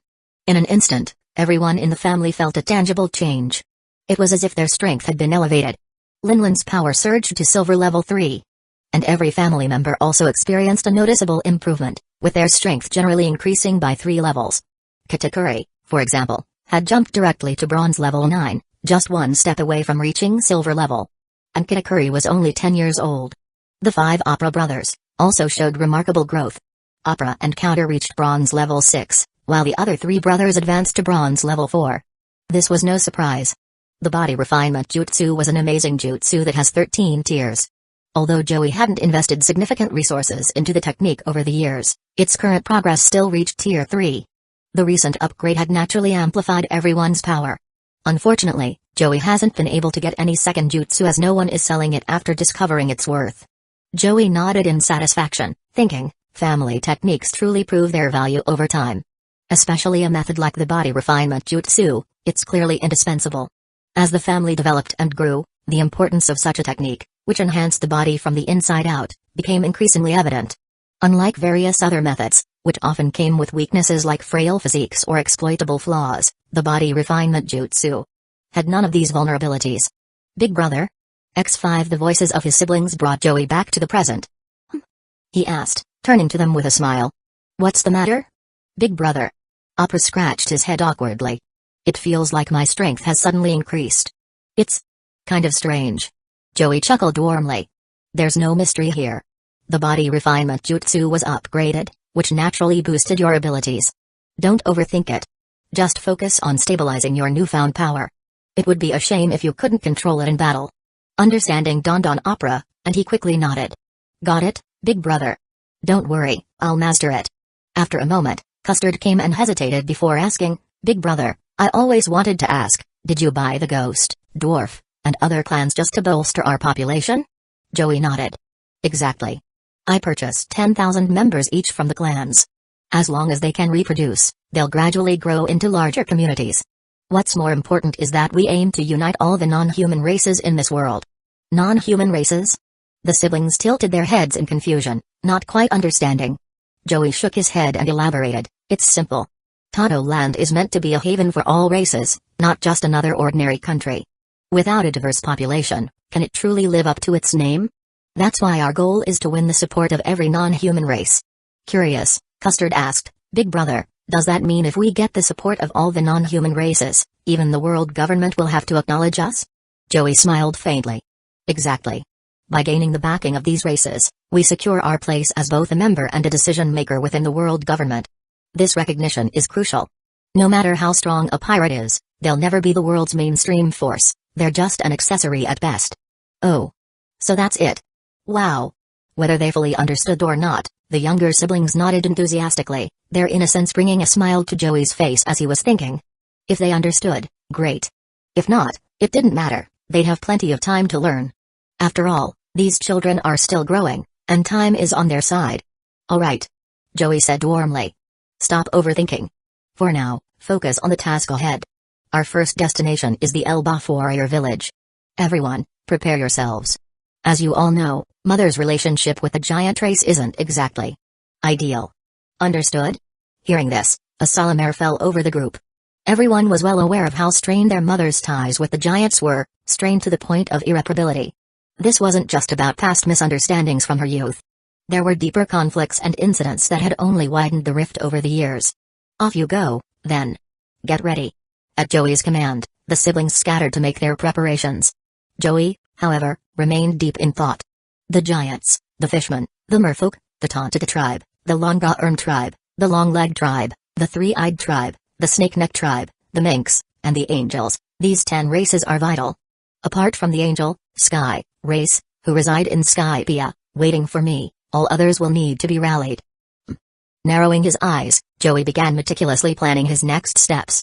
Tato Land was not just about building a country. To establish it successfully, the support of these races was essential. But just as important was earning the backing of other powerful nations. Without both, the dream of founding a nation was far from achievable. Chapter 27, the 5-year-old Charlotte Linlin. Now that Joey has decided to set sail and take the first steps toward founding a nation, everything is fully prepared.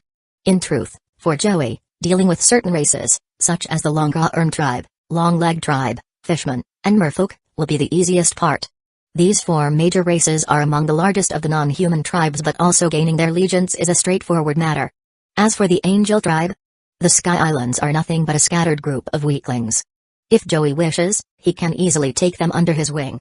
The real challenges lie ahead: the Snake-Neck tribe, the Mink tribe, the Giants, and the Three-Eye tribe. While the Snake-Neck tribe and Three-Eye tribe should be manageable, the Mink tribe and Giants present far greater difficulties. Joey is well aware that these 2 groups will require delicate handling. After all, his ultimate goal is clear: 2 years from now, during the World Summit of 1486, Joey intends to not only declare the establishment of Tato Land but also secure its position as both a member nation and a decision-making power. This is Joey's vision. As the ship glided across the seas, Joey was in no hurry. He reclined slightly, his eyes narrowing as he pondered. The kingdom of Dressrosa, the kingdom of Alabasta, the Germa kingdom. And, in his mind, he swiftly ran through a list of nations, totaling 25 in all. The world government currently counts over 170 member nations, though the exact figure remains unclear.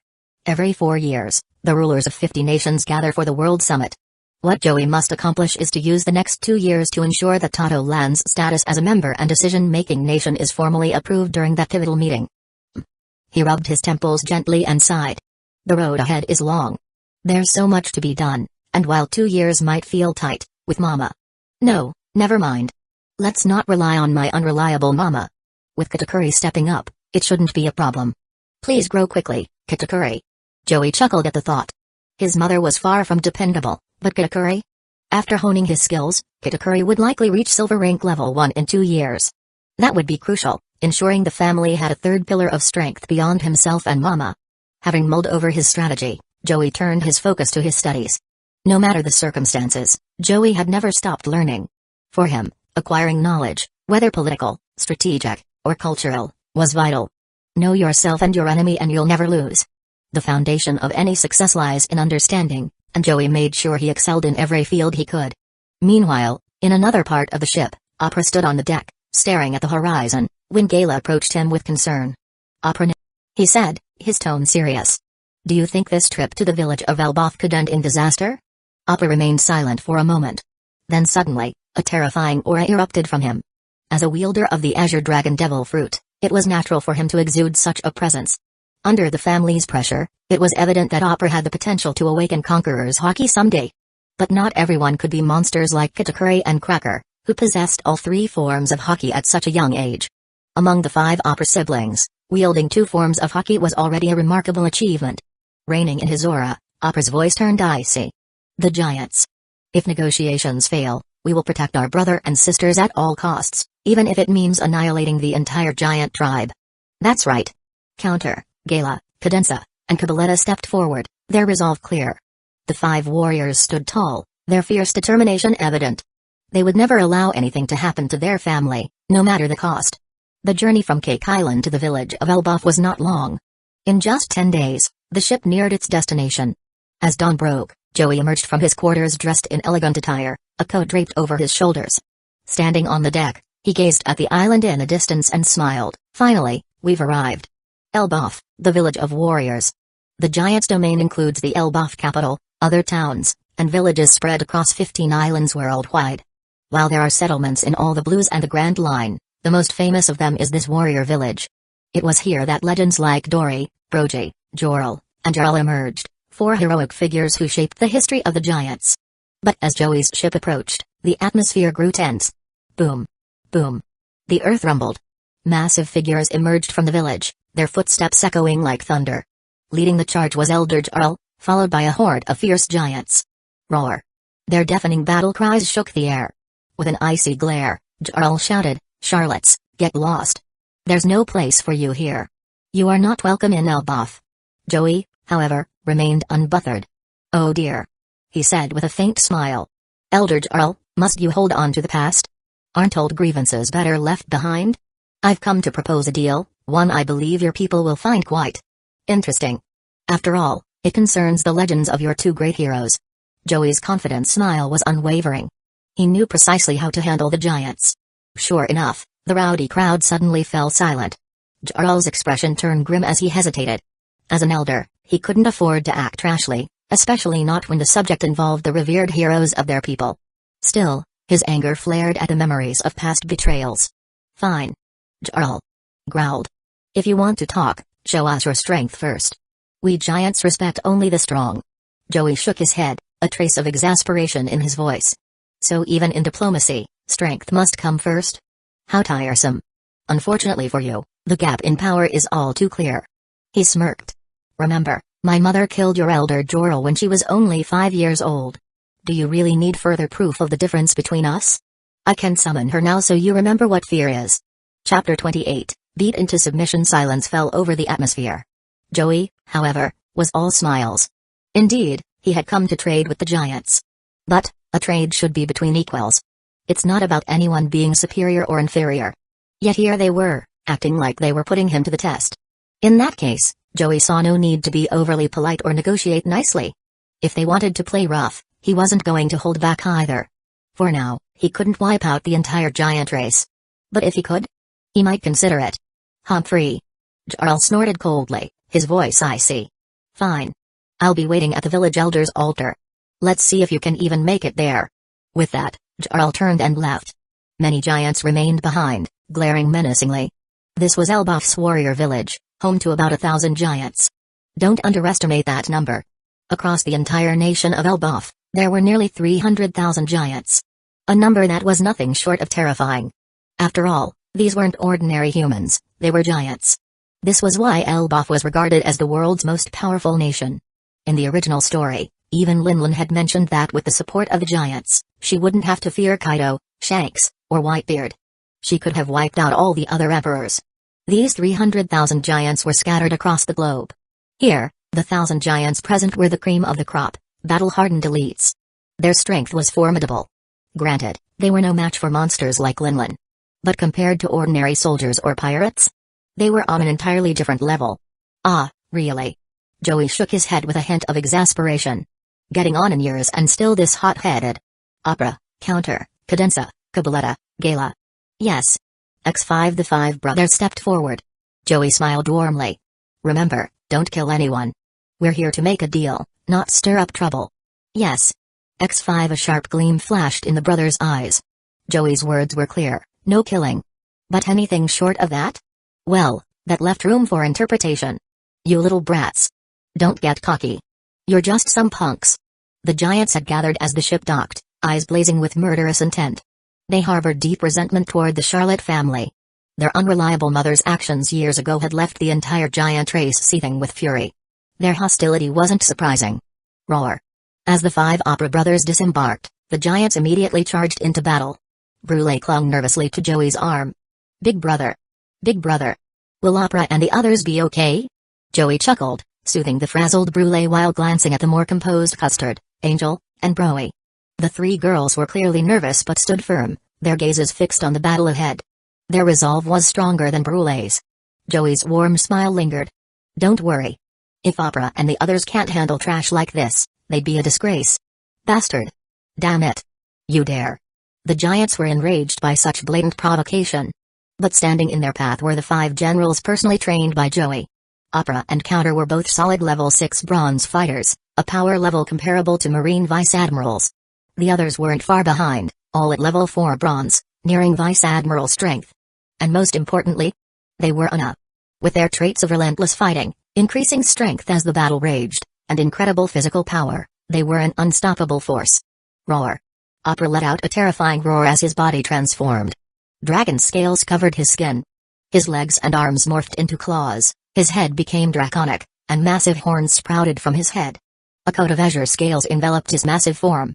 His height, already an imposing 3 meters, surged to a towering 5 meters. Of course, compared to the giants, who were at least 12 meters tall as adults and often reached 17 meters on average, Opera's size was still dwarfed. But strength wasn't determined by size alone. If it were, wouldn't creatures like Sea Kings rule the world? Opera gripped his massive azure dragon crescent blade tightly, a sinister grin spreading across his face. You lot are going to die. Azure dragon slash. With a mighty swing, Opera unleashed 3 devastating slashes. Boom. Boom. Boom. Dozens of giants were sent flying by the sheer force of the attack. Still, Opera's arms trembled slightly. After all, the azure dragon slash grew stronger with each consecutive strike but left him temporarily fatigued afterward. Roar. At that moment, Counter stepped forward. Cadenza wielded the silver dragon spear. Cabaletta brandished the golden tiger spear. Gala held the sun-moon mountain-splitting blade. The three brothers charged into the fray. As brothers, they were well aware of Opera's limitations and knew exactly how to cover for him. With a roar, Counter began his transformation. His lower body became serpentine, and his head elongated into that of a snake. His height also surged from 3 meters to 5 meters. And from his back, 7 additional heads emerged, his main head retaining a serpentine appearance, while the others resembled dragon heads. Flicking his tongue, Counter's expression turned feral. Big brother taught us one thing: if you want someone to listen, you just have to beat them into submission. Then they'll listen. Chapter 29, Fair Trade. Ha ha, a light chuckle echoed. Joey strode forward with his 4 younger brothers walking beside him. You bastard. Get out of my way. A massive giant suddenly stood in Joey's path, but Cabaletta, armed with his spear, charged fiercely like a lion. With a single thrust, the spear pierced through the giant's abdomen. Ugh! Blood spurted from the giant's mouth as he collapsed. Another giant stepped forward, but what greeted him was a roaring azure dragon. The terrifying breath of the dragon descended upon him. Opera roared furiously, "Get out of the way! Don't block my big brother's path!" At that moment, the 5 opera brothers were like wild beasts wreaking havoc on the battlefield, driving back the giants. Even though there were over 1,000 giants, none of them weaklings, they were utterly defeated by the opera brothers. Roar. Hiss. The enormous azure dragon coiled in the sky, and the 8-headed serpent roared toward the heavens. Tap. Tap. Tap.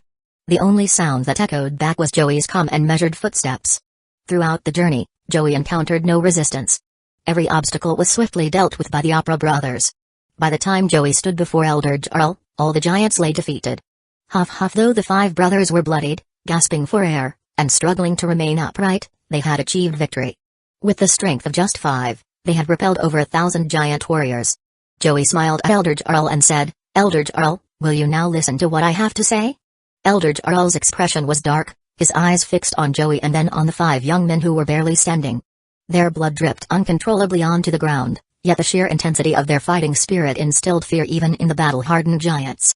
Sigh. Elder Jarl exhaled deeply and sat cross-legged. This simple action signified his surrender. Giants respected strength, and the Opera brothers had earned their respect through sheer power. Even though they were the sons of Charlotte Linlin, the giants couldn't deny their triumph. Raising his cup of wine high, Jarl declared, to the 5 brave warriors, this drink is well deserved. He downed the wine in one go, then looked at Joey with a frown. Charlotte Joey. I dislike you. There's something about your eyes, they show no emotion, as if everything unfolds exactly as you've planned. People like you are infuriating. Joey chuckled softly, whether you like or dislike me doesn't matter to me, Elder Jarl. Now, shall we discuss the deal? Jarl replied, very well. Tell me what you want. Truthfully, Jarl was curious about Joey's intentions. The enmity between the Charlotte family and the giants ran deep, making any negotiations between the two sides extremely difficult. Stretching out a single finger, Joey stated, the current leaders of the giant warrior pirates, Dory and Brogy, have gone missing. I can bring them back to you, but in exchange, I want 5,000 giants. Impossible. Jarl rejected the offer without hesitation. Selling out the giants was unthinkable. Joey shook his head, don't be so quick to refuse, Elder Jarl. It's true that the feud between the Charlotte family and the giants stems from Elder Jarl, but there are no eternal enemies, only eternal interests. If I'm not mistaken, the absence of Dory and Brogy has left the giants in a precarious position. Until Prince Loki matures, Joey's calm voice made Jarl's face darken. The truth was undeniable. Both Jarl and Jorl were old. Even though giants lived 3 times as long as humans, Jarl was nearing 400 years of age, and Jorl had already died at 344. In human terms, they were over 100 years old. If it weren't for their advanced age weakening their strength, even a monstrous 5-year-old Charlotte Linlin couldn't have defeated them. Though the giants appeared strong, they were hollow inside. The older generation was nearing its end, and the younger generation, including Loki, had yet to grow. As for Dory and Brogy, who should have been the pillars of their race, they were missing. Understanding the giant's difficulty, Joey was confident Jarl wouldn't refuse his offer. Smiling, Joey said, Elder Jarl, consider this carefully. If word gets out about the giants' current state, what will become of their reputation as the world's strongest nation? That piece of bread will certainly attract many hungry mouths. Despite the smile on Joey's face, his words carried a chilling weight. Jarl's fiery temper flared as he stood up, seething with rage. You bastard! Are you threatening me? Joey shook his head. Elder Jarl, this is not a threat, merely a suggestion. Refusing me won't lead to anything good. I agree. Glaring at Joey's composed smile, Jarl ultimately gave in. Joey wagged his finger. Now, the deal has been upgraded to 10,000 giants. 3 months from now, I'll bring back Dory and Brogy. In return, prepare 10,000 giants for me. Chapter 30, Protein Fruit. Joey left with his younger siblings. As for Jarl, he remained silent. His entire demeanor was somber, muttering to himself, a demon. A demon. That man is a terrifying demon. Damn it. As these thoughts consumed him, Jarl shivered uncontrollably. For the first time, fear gripped him. He who had survived over 300 years of trials, unafraid of even the most powerful elders of the giant tribe. Yet now, he was terrified of Joey's mind. However, Joey didn't care at all about Jarl's thoughts. Aboard the ship, Big Bro Joey. Are you hurt? Custard, Angel, Brulee, and Broey were all bustling around. Opera. Counter. Cadenza. Cabaletta. Gala. The 5 brothers looked at each other, wanting to shout that they were the ones who fought. Aren't our injuries clear? Hee hee. We were just kidding. The 4 sisters then began tending to their 5 brothers, carefully treating their injuries and wrapping them in bandages. Every one of them was tense with worry. Meanwhile, Joey sat cross-legged before his wounded brothers, looking at them calmly. He asked softly, how are you all feeling? Og. Opera's face twisted in pain, but he forced a smile that looked more like a grimace. Laughing heartily, he said, Big brother. No problem at all, none whatsoever. You all. Joey sighed helplessly. Rest well. Fights like these are beneficial for you. The Una tribe's bodies are unique, they grow stronger through battle. I'll find suitable devil fruits for everyone. Next wheel, BRBR. Before Joey could finish, the family emblem suddenly emitted a ringtone. To make things easier, Joey had modified the emblem's notification sound to mimic a den mushy. Answering the call, Joey said directly, Prospero, what's the matter? Prospero's voice came through, Big brother. We've located the devil fruit on Phoenix Island. Our family members have secretly taken control of the island and are currently searching for it. Joey smiled and replied, understood. Take it easy and don't overexert yourselves. Prospero assured him, Big brother, don't worry. The call ended, and Joey chuckled lightly. Well, it seems we've also found Kayla's devil fruit. Now all that's left is Cabaletta's. Be patient. Cabaletta shook his head. Big brother, I'm not worried. If you say you'll find a devil fruit for me, then I know you will. Ha ha ha ha. Joey laughed. You little brats, get some rest. This fight wasn't a setback for you, it was an opportunity. Reflect on the experience, understand your weaknesses. That's what truly matters. For the Una tribe, every battle is a stepping stone to greater strength. The 5 brothers obediently nodded. Joey stood and returned to the cabin. Broey followed, peeking around the doorway before quietly asking, Big brother, can I study with you?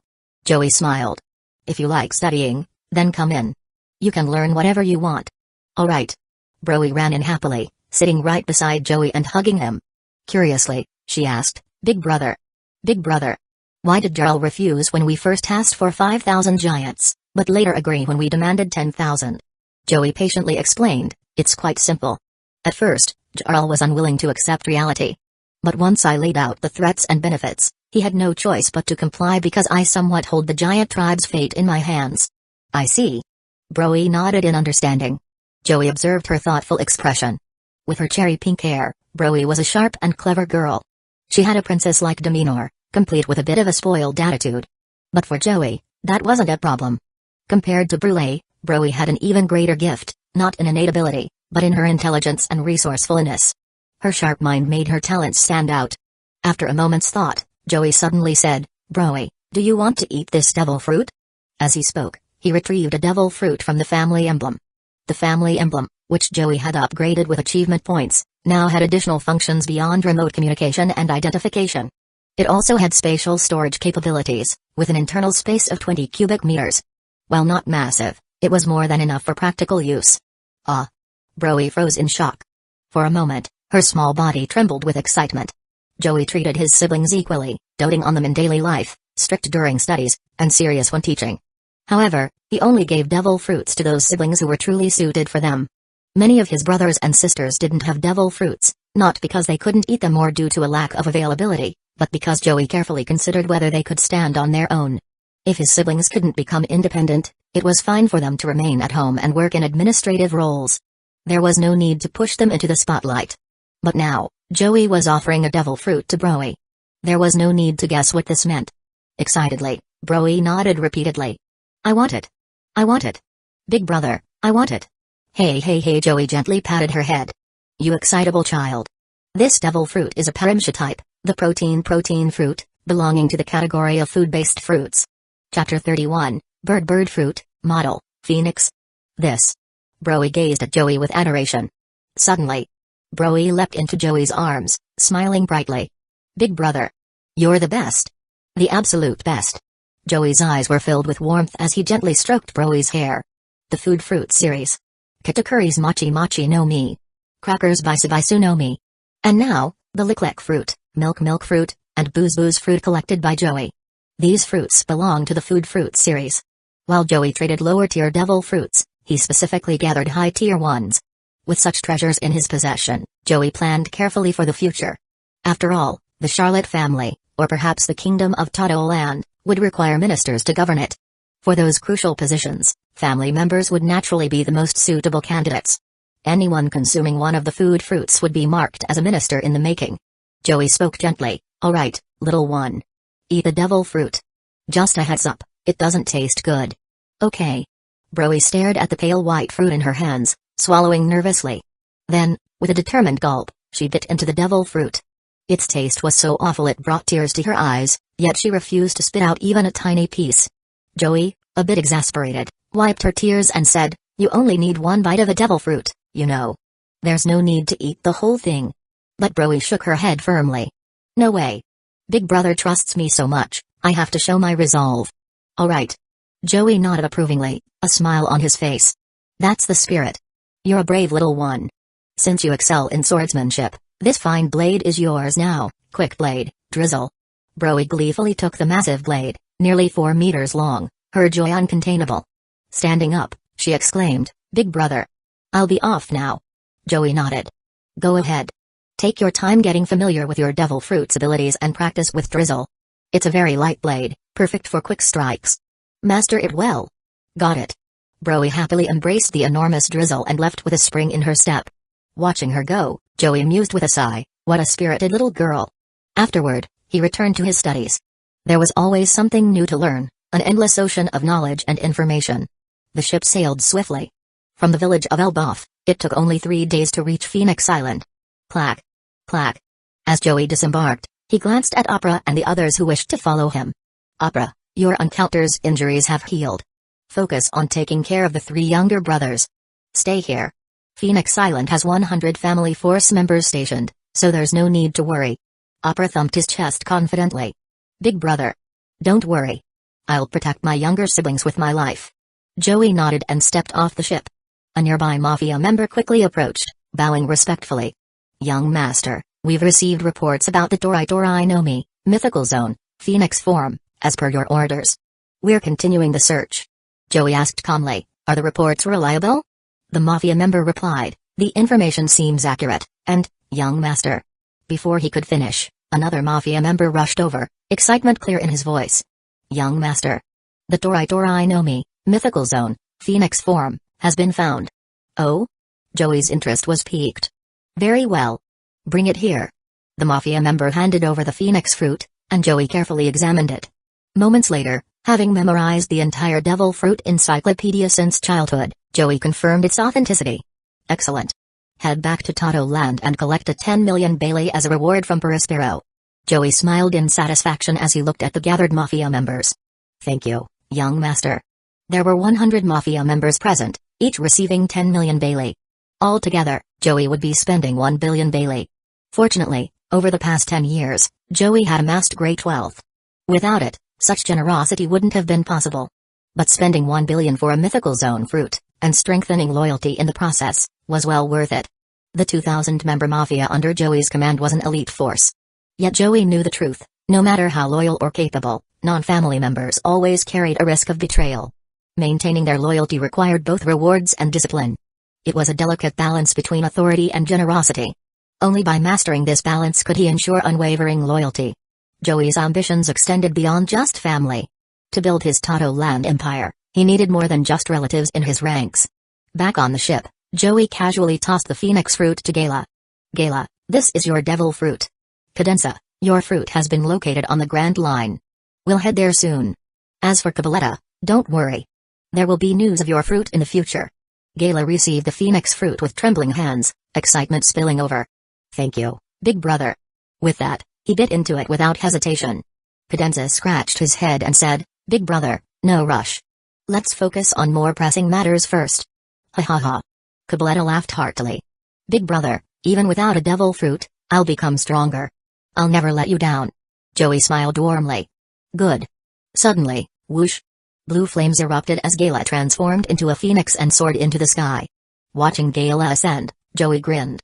The 5 generals of Charlotte family are nearly complete. 3 down, 2 to go.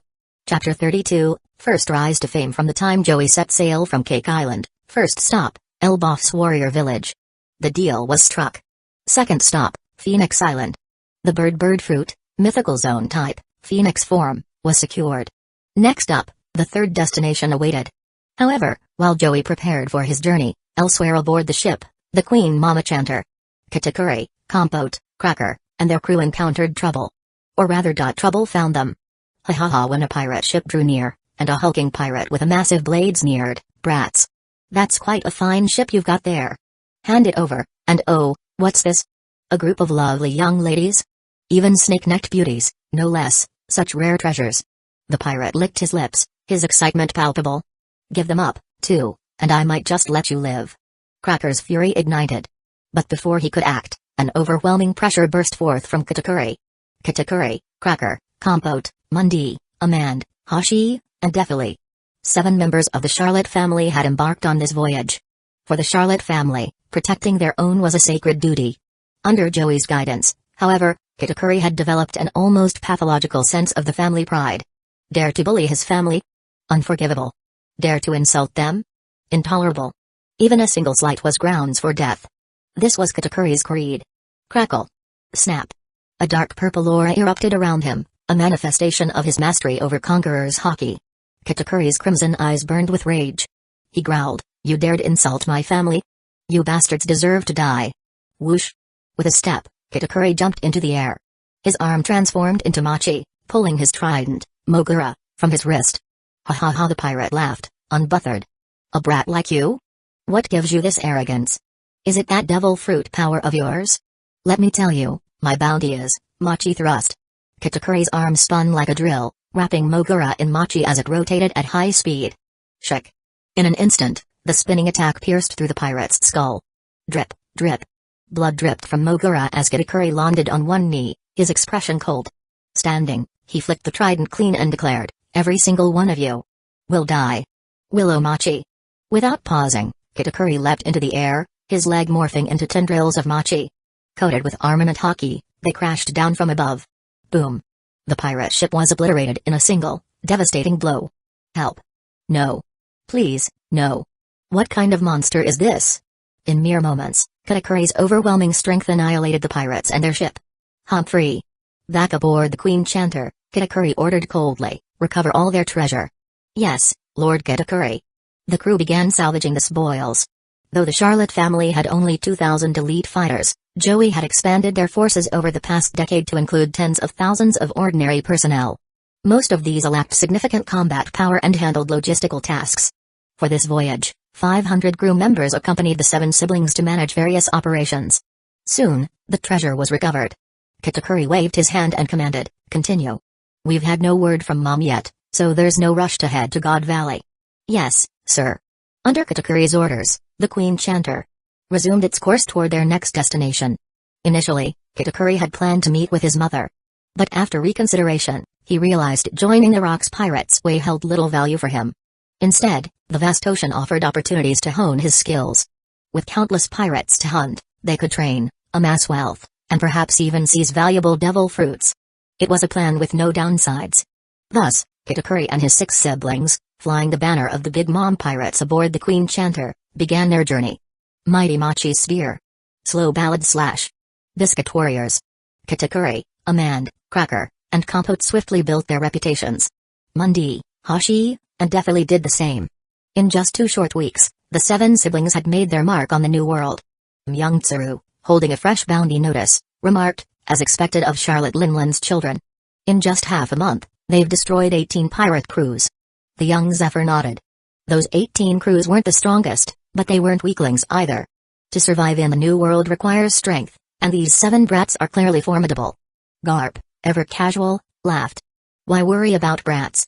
Just slap bounties on their heads and let trouble find them. This woman's kids are bound to attract plenty of heat." "No, we can't," interjected Sengoku, stepping in with a sharp gaze. "Charlotte Joey, head of the Charlotte family, runs a vast business empire. Publicly, he's never engaged in piracy. If we issue bounties on him or his family, the Navy will face tremendous backlash. Many nations will pressure us to back down." "TSK, what a pain." Garp grumbled, then left. Sengoku, Zephyr, and Tsuru shook their heads at his pranks. Of course, they were the famous future Navy Fleet Admiral, Navy Hero, Chief Instructor, and Chief Strategist, and at this point, they were nearly 30 years old as Vice Admirals at the start of their legendary careers. Chapter 33, Kingdom of Dressrosa. Charlotte Katakuri, Bounty, 1,089 million Baileys. Charlotte Cracker, Bounty, 980 million Baileys. Charlotte Compote, Bounty, 865 million Baileys. Charlotte Amand, Bounty, 760 million Baileys. Charlotte Mond, Bounty, 670 million Baileys.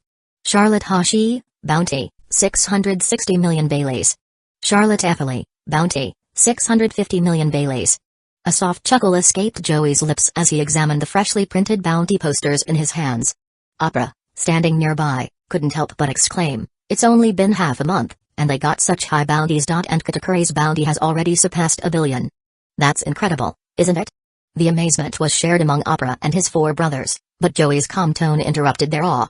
"Opera, you and your brothers must never get carried away like this. Remember, while Katakuri and the others can act openly, your role is different. You must remain in the shadows for now. Understand?" Opera straightened, nodding solemnly. Understood, big brother. You've always told us, a family must have those who handle the spotlight and those who manage the unseen. Joey nodded approvingly. Good. As long as you remember. Of course, this will be changed in the future when we all can do whatever we want. But for now we need that balance. The balance of light and shadow was critical to Joey's strategy. Until their family reached an unshakable level of power, this dynamic would remain essential. His spotless public image was fiercely guarded, and those in the shadows swiftly erased any flaw, Linlin, and Katakuri, foremost among them. It was a matter of life and death for anyone who dared tarnish the Charlotte family reputation. Placing the bounty posters aside, Joey shifted his attention. Opera, Counter, Gala, how are you progressing with mastering your devil fruit powers? Although he addressed all three, his gaze lingered on Opera and Gala. Counter, after all, had already consumed the mythical zone, Yamata no Orochi fruit, demonstrating exceptional potential. He already reached a high point of mastering the devil fruit. Still, Joey was under no illusions. While the brothers had once overwhelmed over 1,000 giants in a remarkable feat, the victory carried significant caveats. The truth was, Joey's conqueror's haki had suppressed the giants throughout the battle, reducing their combat capabilities to nearly half their true potential. Additionally, the Ana clan's innate resilience, combined with Opera and Counter's mythical zone abilities and Wano-crafted weapons and armor, had been crucial to their success. Even then, the giants had fought with restraint, aware they could not afford an all-out clash. This complex mix of factors led to their victory, and Joey had repeatedly warned his brothers not to grow arrogant. The battle was meant to instill confidence, not complacency. Misplaced pride could only weaken them. Hey! Gala admitted with a sheepish laugh, scratching his head. Big brother, my control's still unstable, but I'll get it down soon. Opera chimed in, his expression resolute. Don't worry, big brother. We know exactly how much of that battle was thanks to you. We won't let it make us overconfident. Joey's warm smile returned. Good. As long as you know. Remember, even a lion goes all out when hunting a rabbit. Never let pride or arrogance become your weakness. Understood? Understood. The five brothers responded in unison, their resolve evident. Satisfied, Joey waved them off. Get some rest. We'll be reaching our next destination soon. Once we're done there, it'll be time to move on. As his brothers left to recuperate, Joey turned back to his plans, carefully reviewing his objectives. Their first stop was Elbaf, the land of the giants. His mission there was complete. Out of the roughly 300,000 giants alive, he had taken control of 10,000. For the giants, this was a massive blow. They had been forced to concede, knowing the alternative would bring even greater devastation. Marking the Elbaf mission as complete in his journal, Joey mused aloud. The second stop, Phoenix Island, was unexpected, but obtaining the phoenix fruit was certainly worthwhile. Now, the third destination, Dressrosa. He leaned back, considering the kingdom. Dressrosa was a nation with deep ties to the celestial dragons, ensuring its consistent status as one of the 50 ruling nations in the world government. These privileged nations, though technically rotational, included certain states like Dressrosa and Alabasta, whose power and history guaranteed their seats. Joey scribbled further notes in his journal. Dressrosa itself is supported by 11 smaller nations. Gaining its favor would mean securing the support of all 12, effectively ensuring 25 nations' allegiance, half of the necessary votes. With a decisive motion, Joey placed his pen down and massaged his temples. Apart from Dressrosa, there was also the Tontita Kingdom, a land ruled by the small yet fiercely independent Tontitas, also referred to as dwarves in this world, though distinct from the dwarves Joey had acquired through his system. Lastly, there was the current ruler of Dressrosa, King Rikudolto I. Joey smiled faintly, confident in his ability to sway the honorable monarch. The real challenge, however, lay in bringing the Tontita under his fold. This was no ordinary task, but Joey thrived on complexities. Chapter 34, The Tontitas. The Kingdom of Dressrosa. One of the most powerful nations is located in the New World. In ancient times, the Don Quixote family ruled Dressrosa as its royal family. As one of the 20 founding monarchs of the world government, they had joined forces to create the organization. From that point onward, the Don Quixote family ascended to the status of celestial dragons, and the Rica family replaced them as the royal rulers of Dressrosa. From then until now, the Rica family has been the steadfast rulers of this prosperous kingdom. Dressrosa has always enjoyed a reputation of being untouchable, even by pirates, due to its status as a member nation of the world government, more so as one of its decision-making nations. Its tropical charm and unique culture have earned it the nickname, the land of love, passion, and fairies. However, not everything is as idyllic as it seems. 200 years ago, an event changed everything, the disappearance of the Tontitas. In truth, the Tontitas hadn't vanished. They retreated to the island of Greenbit, north of Dressrosa, where they lived in peace. The connection between Dressrosa and Greenbit was severed due to the surrounding waters becoming infested with ferocious fighting fish, effectively cutting the two off from one another. Since then, the relationship between Dressrosa and the Tontitas has gradually faded into a distant memory. On Greenbit, a lush and untamed island resembling a primeval forest, the Tontitas built their underground kingdom, the Tontita Kingdom. Over centuries, their population grew to tens of thousands. Like many other non-human races, Tontitas were few in number compared to humans. Only the Fishman, Longa-Erm tribe, and Long-Leg tribe stood out as having significant populations. Even the mighty giants, hailed as the world's strongest race, were not numerous. This scarcity underscored a grim reality for many such races. Suddenly, the tranquil peace of Greenbit was shattered. Roar! A terrifying, guttural roar echoed through the forest as a well-equipped army of undead, a full force of 10,000 skeleton soldiers, stormed the island. What's happening? What are those things? The Tontitas, who had been joyfully tending to their plants, were thrown into a panic. The invading force included skeleton warriors, archers, knights, and generals. While it lacked higher-tier units like bone dragons or lich kings, the sheer numbers were enough to wreak havoc. This skeletal army was a purchased unit, a mere 100 family coins in value, designed as low-grade cannon fodder. Though inexpensive and weak by certain standards, against the Tontitas, they were a formidable threat. Roar! With savage roars, the skeletons began their assault, unleashing a wave of slaughter upon the unsuspecting Tontitas. In the chaos, King Gangsho of the Tontita Kingdom stepped forward, his youthful face filled with disbelief. "What is this?" he muttered, trembling. "Is this the wrath of death itself? Have we done something to anger the gods?" But even as fear gripped him, Gangsho clenched his fists and shouted with determination, "No. These are not gods. They are enemies. Rally yourselves. Protect our families and fight back." At his command, the Tontitas mustered their courage, organizing into a defensive force. Despite their diminutive size, Tontitas possessed exceptional speed and strength, far exceeding those of ordinary humans. Their counterattack began, and the skeletal soldiers, though initially imposing, began to crumble under the relentless strikes of the Tontitas. Crack! Crack! Fists smashed into bones, shattering skeleton warriors and even the knights. Only the skeleton generals offered any real resistance. In a matter of minutes, the first wave of the skeletal army had been defeated. Victory! We've won! The Tontitas cheered, their voices echoing through the forest. But was it truly over? Skeletons, by their very nature, are not known for their strength but for their persistence, their ability to rise again and again. Crack! Crack! The broken bones began to reassemble, and the fallen soldiers stood once more, their hollow eyes gleaming with eerie light. Roar! With terrifying cries, the skeletons renewed their assault. A bone sword slashed through an unprepared dwarf, spilling blood. The small warrior fell lifeless to the ground. Gangsho's eyes widened in shock. They're immortal. They can't be killed. How is this possible?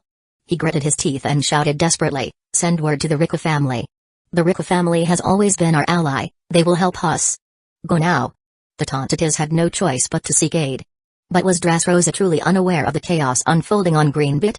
Did King Riku not know of the skeleton army's invasion? Perhaps. Things were far more complicated than they appeared. Chapter 35, Real Heroes Appear in Despair. The chaos unfolding in the Tontita Kingdom. Was King Riku truly unaware? Impossible. How could the ruler of Dressrosa, a kingdom with its surrounding islands under close watch, not notice the sudden emergence of a 10,000-strong army? It was absolutely inconceivable. And yet, within the royal palace, King Riku sat in heavy silence. One minister, standing to his left, bowed respectfully. "Your Majesty, King Riku, the Tontita people have sent a request for aid. What course of action shall we take?" Before the king could respond, the minister to his right interjected sharply. "Your Majesty, this is a matter Dressrosa cannot afford to involve itself in. That skeletal army, they are immortal. It is evident their power stems from a devil fruit user of tremendous ability. To engage with such a formidable foe, well, the risks are far too great." The room fell silent. The right minister's words were painfully clear.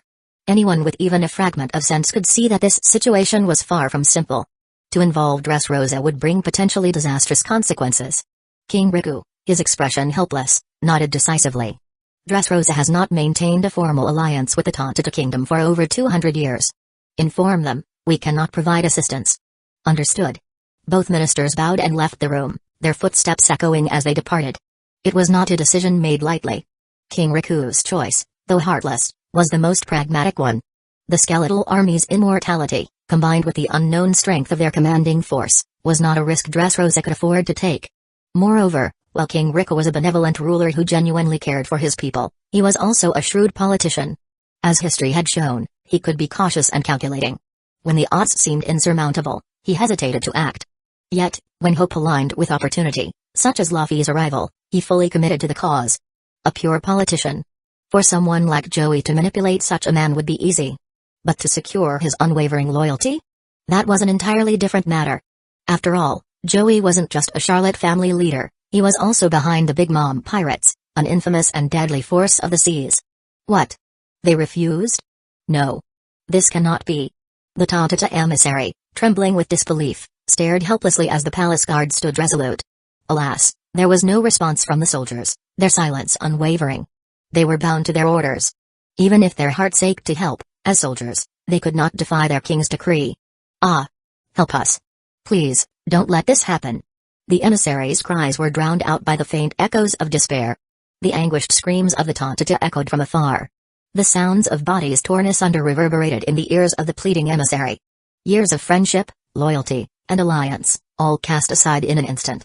At this moment, the emissary's heart was torn in ways he could hardly understand. For the Tonta, a species defined by their pure and innocent nature, hatred was an alien emotion. Yet now, for the first time, a flicker of hatred was born within them. Back on the battlefield, the shrill cries of the Tonta rang out ceaselessly. No. Please stop. The despair in their voices resonated as the skeletal army continued their relentless slaughter. Meanwhile, the guards stationed at the bridge leading to Dressrosa turned their backs to the chaos. Their orders were clear. The Tonta were not to enter Dressrosa. If the Tonta kingdom fell, their task was simple: sever the bridge to prevent the skeletal army from advancing. After all, even if the skeletal soldiers were formidable, crossing the sea unaided was an impossible task for them. What King Riku failed to see, however, was the truth: the skeletal army, for all their immortality, were weak in battle. Clink. Clink. Clink. The sound of waves lapping against wood reached the ears of the struggling Tonta. A ship approached the island, its silhouette growing ever larger. Standing at the helm was Joey. With a faint smile, he observed the scene below, feigning surprise. I came here to visit King Riku. Joey said warmly. But I didn't expect to stumble upon such chaos. Little one, can you tell me what's happening? His gentle smile radiated calm, and his voice carried a soothing tone. But who could have guessed? All of this was unfolding precisely as Joey had planned. This man controlled everything. Every step, every tragedy, every desperate cry for help, it was all his doing. To Joey, the means were irrelevant as long as the end was achieved. For Joey, aside from his family, everyone else was nothing more than a disposable tool, a resource to be used and discarded when convenient. Treachery is the passport of the despicable. Honor is the epitaph of the noble. This philosophy resonated deeply within him. To Joey, morality was nothing more than a facade. What mattered was the success of his family's ambitions. The Tonta emissary, consumed by grief and rage, looked up at Joey. Who are you? Despite his anger, the Tonta emissary spoke politely, a testament to their gentle nature. Joey chuckled softly. I am the leader of the Charlotte family. I had hoped to negotiate with King Riku, but I stumbled upon this tragedy instead. Tell me, what's going on? The Tonta emissary hesitated, but Joey's kind demeanor disarmed him. In a rush, he explained, it's the skeletal army. An unstoppable, unkillable skeletal army has invaded our kingdom. My home, my people, they're all going to die. Joey sighed deeply, feigning sadness. What a pitiful sight. Very well, I'll lend you a hand. Really? You mean it? The emissary's eyes widened, filled with hope for the first time in what felt like an eternity. At that moment, he gazed upon Joey with reverence, as though looking at a true hero. And indeed, history has proven time and again, no matter how old or cliched, the hero saves the day act never fails. Besides, real heroes always appear in despair. Chapter 36, Tonta Kingdom joins in roar. Hiss. Squawk. The Azure Dragon roared, the Yamato no Orochi surged, and the Phoenix raced forward. It was a slaughter, as brutal as a tiger rampaging through a wolf pack. From beginning to end. Opera, Counter, and Gala acted without restraint, their actions pure annihilation. The skeletal army, controlled deliberately by Joey, became nothing more than fodder. The three brothers used the mythical zone to its fullest. They were on completely different levels. Even the once immortal skeletal army ceased its resurrection. Have we been saved? What was that just now? Was it aid from Dressrosa? The Tonta tribe, battered and devastated, had lost hundreds of their people in just a few hours. The skeletal army, resurrecting time and again, had slaughtered countless Tontita warriors who fought desperately to defend their home. Now, the survivors bore heavy wounds, yet survival itself was enough. Gangcho, Tontita chief murmured, "What exactly happened here?" "Your Majesty." The remaining Tontita scurried over, hurried and breathless. Gangcho urgently asked, "Grabar, what exactly happened?" "That's right." This Tontita Grabar was none other than the grandmother of Leo, the future commander of the Tontita Corps. Grabar replied hastily, "Your Majesty, I went to seek help from the kingdom of Dressrosa, but they outright refused. In the end, there was a traveler who passed, agreed to help us. Those warriors are his brothers." Gangcho fell silent at Grabar's words. Dressrosa wouldn't help? They betrayed them. Centuries of friendship, and yet they wouldn't even lift a finger in aid? The naive and pure-hearted Gangcho finally understood how fragile and insignificant friendship could be in the face of danger. Shaking his head, Gangcho quickly said, "Take me to meet this Lord Traveler." "This way. This way." Grabar hurriedly led him. Meanwhile, with Opera and his brothers at work, clearing out the skeletal army was hardly worth mentioning, everything was handled with ease. Gangcho and Grabar soon arrived at Joey's ship. The vessel slowly came to a stop, and Joey leapt gracefully onto Greenbit Island. After all, Greenbit Island lacked a proper port, docking directly was impossible. Gangcho rushed over, bowing respectfully despite his younger age. "Lord Traveler, thank you for saving us." "Ha ha ha," Joey chuckled warmly, "it's nothing. It wasn't a big deal. Helping such adorable Tontita is a joy." "Eh?" Gangcho and Grabar both blushed, laughing awkwardly, their bashful demeanor revealing the innocence of their tribe. Moreover, Joey's smile, radiant as the sun, seemed to shine directly into their hearts. At this moment, Joey asked curiously, "What are your names? And what exactly happened here?" Regaining his composure, Gangcho introduced himself, "I am Gangcho, king of the Tontita kingdom. And I am Grabar, commander of the Tontita kingdom's warriors." Grabar added. Gangcho continued, "As for what happened, I'm not entirely sure myself. It was a peaceful day when suddenly this skeletal army appeared. Not only could they not be killed, but they also started slaughtering our people. We even sought help from Dressrosa, but they refused." As he spoke, Gangcho and Grabar fell silent again. Both of them were overwhelmed with sorrow. What they had thought was a bond forged over centuries turned out to mean nothing in times of peril. Joey nodded in understanding. "I see. I'm Charlotte Joey, the head of the Charlotte family.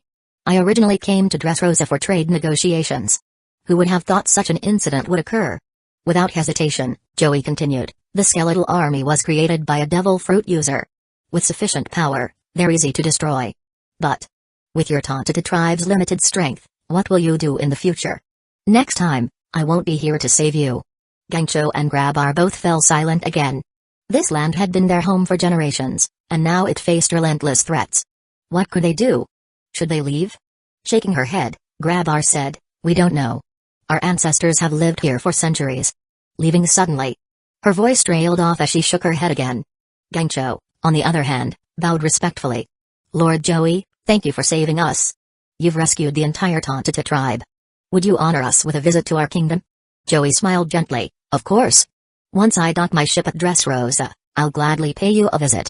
Hearing this, Gangcho opened his mouth as if to say something but hesitated. The Tontita tribe's innocence and kindness rendered him unable to speak further. At that moment, Grabar spoke first. "Lord Joey, I'm sorry to intrude, but may I ask, what kind of trade are you seeking?" "I'm sorry. Please forgive us for overstepping, Lord Joey." Gangcho anxiously apologized. "Ha ha ha," Joey chuckled softly, "It's fine. It's no big deal. The Charlotte family is planning to establish a nation, a country where all races can live together in harmony. It will be called Todo Land. I've already gained the support of the giants. And Anna. I came here to negotiate with King Riku of Dressrosa for assistance in founding this nation." "A nation? Todo Land?" Gangcho and Grabar's eyes lit up with longing. A country where all races could coexist. How joyful such a place could be. Although Gangcho was a king, his Tontita innocence led him to exclaim without hesitation, "Lord Joey, could our Tontita tribe join Todo Land?" Joey's smile remained warm. "Of course. Todo Land welcomes all races. The Tontita kingdom can become a vassal state of Todo Land, living in the same land peacefully." At that moment, in Gangcho and Grabar's eyes, Joey's presence was like sunlight, warming their hearts and filling them with hope. Chapter 37, Gene Fruit Splash. The waves gently lapped as Joey's ship slowly docked. With a warm smile, Joey said, King Riku, I really troubled you for personally coming to greet me. Still, I truly appreciate it. Although his words carried humility, his demeanor radiated an undeniable pride, one that seemed to proclaim his worthiness of such a welcome. King Riku, however, was unfazed, responding with a genuine smile, Lord Joey, your arrival is a great honor. I simply must welcome you personally. Please, follow me. I've prepared a banquet for you at the King's Plateau. Joey chuckled lightly, you are far too kind, King Riku. Leading the way, King Riku guided Joey, followed by Opera and Counter. This time, Joey's 4 younger sisters had chosen not to accompany him. They understood well that Joey was here on important business, not for leisure. Joey had let the other 3 brothers stay with them to protect their safety. Besides, Broey had duties of her own. Despite being only 5 years old, she bore the responsibility that came with her food-type devil fruit. Joey had entrusted her with overseeing the arrangements for the Tadata Kingdom. In truth, Broey didn't need to handle much herself, contacting Prospero was enough. He would ensure the subsequent matters were properly managed. At the Royal Plateau, the banquet was already prepared. Once seated, King Riku raised his glass with a respectful smile. The Charlotte leader, Mr. Joey, a toast to you. Joey stood, matching the gesture. Thank you, King Riku. They drained their glasses in one go. In reality, Joey's endeavors over the past decade were far from limited to small-scale ventures. As the head of the Charlotte family, he had access to unique resources, including rare goods from other worlds. One such example was a type of fruit that, while ordinary to his family, could double the physical strength of an average person when consumed. While this enhancement was negligible to the powerful, for nations and their soldiers, these fruits were akin to miraculous elixirs. Priced at just a single family coin for 10,000 gene fruits, they were inexpensive commodities for Joey. Through careful planning, Joey had built an intricate web of trade over the past decade, connecting nearly 50 nations across the Grand Line and the New World. Some were world government affiliates, while others were independent. This trade network granted the Charlotte family immense influence and also served as a shield. Joey's growing reputation was so formidable that even the current fleet admiral of the Marines refrained from placing bounties on anyone except Kitakuri and 6 others who had openly declared themselves as pirates. Unless Joey openly declared himself a pirate, targeting him or his family was an unwise move. With both strength and political power consolidated, Joey was now ready to act. Clink. As they set their glasses down, King Riku studied Joey carefully before asking, Clan leader Joey, what brings you to Dressrosa this time? Joey smiled warmly, though his words carried weight. Naturally, it's to propose a trade. You're well aware of the power of our gene fruits. I'm willing to offer them to you at half the usual price, and I will prioritize our transactions with your kingdom. King Riku's brows furrowed as his expression turned serious. This was an astonishing proposal. The revenue Joey generated from gene fruit sales easily reached tens of billions of Baileys annually. Offering them at such a discount was beyond generous, it was suspicious. But the benefits of the gene fruits couldn't be ignored. Soldiers enhanced by these fruits would become a formidable force, and even a pacifist king like Riku couldn't overlook their strategic potential. After all, the Riku royal family hadn't always ruled Dressrosa. Without elite troops, their position was precarious. After a long silence, King Riku finally asked, and you want in return? Joey's gentle smile deepened. I knew you wouldn't pass up this deal, King Riku. The terms are simple. 2 years from now, at the next reverie, the Charlotte family will formally establish a nation. I want my country to join the world government, not as a regular member, but as a special one. We will be exempt from the heavenly tribute. This. King Riku's eyes widened in shock. Such a condition was unprecedented. All member nations of the world government were required to pay the heavenly tribute. To gain exemption was akin to achieving the status of a nation under celestial dragon protection. While theoretically possible, as long as over half of the reverie's participating nations agreed, it was an extraordinary demand. Joey's serene voice broke the silence. King Riku, this is a mutually beneficial arrangement. You gain the strength and stability you need, and I secure my position. Surely, you wouldn't refuse? King Riku stared at the man before him, a chill running down his spine. This was no ordinary man, besides he couldn't refuse such benefits. Finally, he nodded stiffly. I accept your proposal. Chapter 38, Fishman Island. The banquet ended amidst music and dancing. The grand hall, illuminated with vibrant lights, was as bright as day. Yet, in the shadow of this joyous scene, King Riku trembled as he watched Joey's departing figure. The left and right ministers approached him cautiously. Your Majesty, is something troubling you? Asked the left minister gently, noticing the king's uneasy expression. King Riku let out a deep sigh and replied, everything. Everything is under that man's control. Joey doesn't just manipulate my thoughts, He holds the entire Tontita tribe in the palm of his hand. He can even do the same thing he did to them to our country in the future. I didn't have the option to refuse from the time he came here. The declaration left both ministers visibly uneasy. The prospect of the Charlotte family founding a nation. The sudden emergence of the skeleton army that they knew who led them. This trade agreement. Everything was interconnected, like a massive iron chain, binding everyone within it. If they agreed, they could survive. If they refused, destruction would be inevitable. That was the harsh reality. Your Majesty. The Right Minister began, this arrangement with the head of the Charlotte family doesn't seem disadvantageous. True, the demands are steep, but shouldn't the world government and the 5 elders be the ones to worry about it, not us? The left minister nodded, adding, if you find the terms unsuitable, Your Majesty, couldn't we simply back out after the agreement? Surely, the Charlotte family wouldn't risk a direct attack on Dressrosa. As he spoke, the left minister's voice trailed off. The right minister's face paled as well. It was then that they both realized something critical. The Charlotte family may have risen to prominence through trade, but they were not mere merchants. Joey, as the family head, commanded a power that could not be overlooked. And the famous Big Mom? She is part of the Rock's pirates and carried a bounty of 1.5 billion belly, a living legend and a pirate through and through. Not to mention Joey's 7 younger pirate siblings. Within half a month of their debut at sea, each of them had earned a bounty of at least 65 million belly, not to mention Katakuri. What kind of family was this? King Riku, shaking his head grimly, explained, now you understand, don't you? When Joey came to me, the deal was already sealed. Refusing it would only spell disaster for Dressrosa. The Charlotte family doesn't just have business acumen, they also have Big Mom's pirate crew as their hidden blade. We have no choice but to comply. The ministers nodded silently, their unease now replaced by grim acceptance. King Riku exhaled deeply, as if trying to expel his worries, and said, though it feels like we've been outmaneuvered, the trade itself is advantageous. Let's consider this an opportunity to make a bold move. Summon the 11 allied kings to join us for a banquet. Yes, Your Majesty. With that, the ministers left to carry out his orders. Left alone, King Riku narrowed his eyes thoughtfully and murmured, Charlotte Joey. If you truly prove your worth and authority, perhaps aligning with you isn't such a bad idea.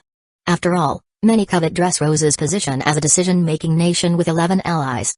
It might be time to choose a stronger protector. Joyland, Totoland. Here we come, hand in hand. Sweet and bright, safe and free, home for all, by the sea. As Joey's ship docked at Green Bit, Gangcho, Grabar, and other Tontitas ran up singing joyfully. Joey said with a kind smile. Gangcho, Grabar, have you prepared everything? The relocation arrangements are in place. Grabar nodded enthusiastically. Everything is ready. While this place has been our home, we believe in finding new beginnings. Wherever we go, the Tontita tribe will thrive and create another lush, green homeland, even better than Green Bit. Joey chuckled lightly. That's the spirit. The island waiting for you will suit you perfectly. 5 days passed swiftly by then. Daifuku arrived with a fleet of 20 massive ships, each capable of carrying 3,000 people. Opera. Daifuku. The 2 brothers embraced warmly. Daifuku grinned and asked, where's Big Brother? Opera smiled in return. He's waiting for you. Come on. The 2 entered the ship's cabin, where Joey was seated, reading a book. Daifuku, you're finally here. Joey said, looking up with a calm smile. Big Brother. Daifuku beamed. It's great to see you again.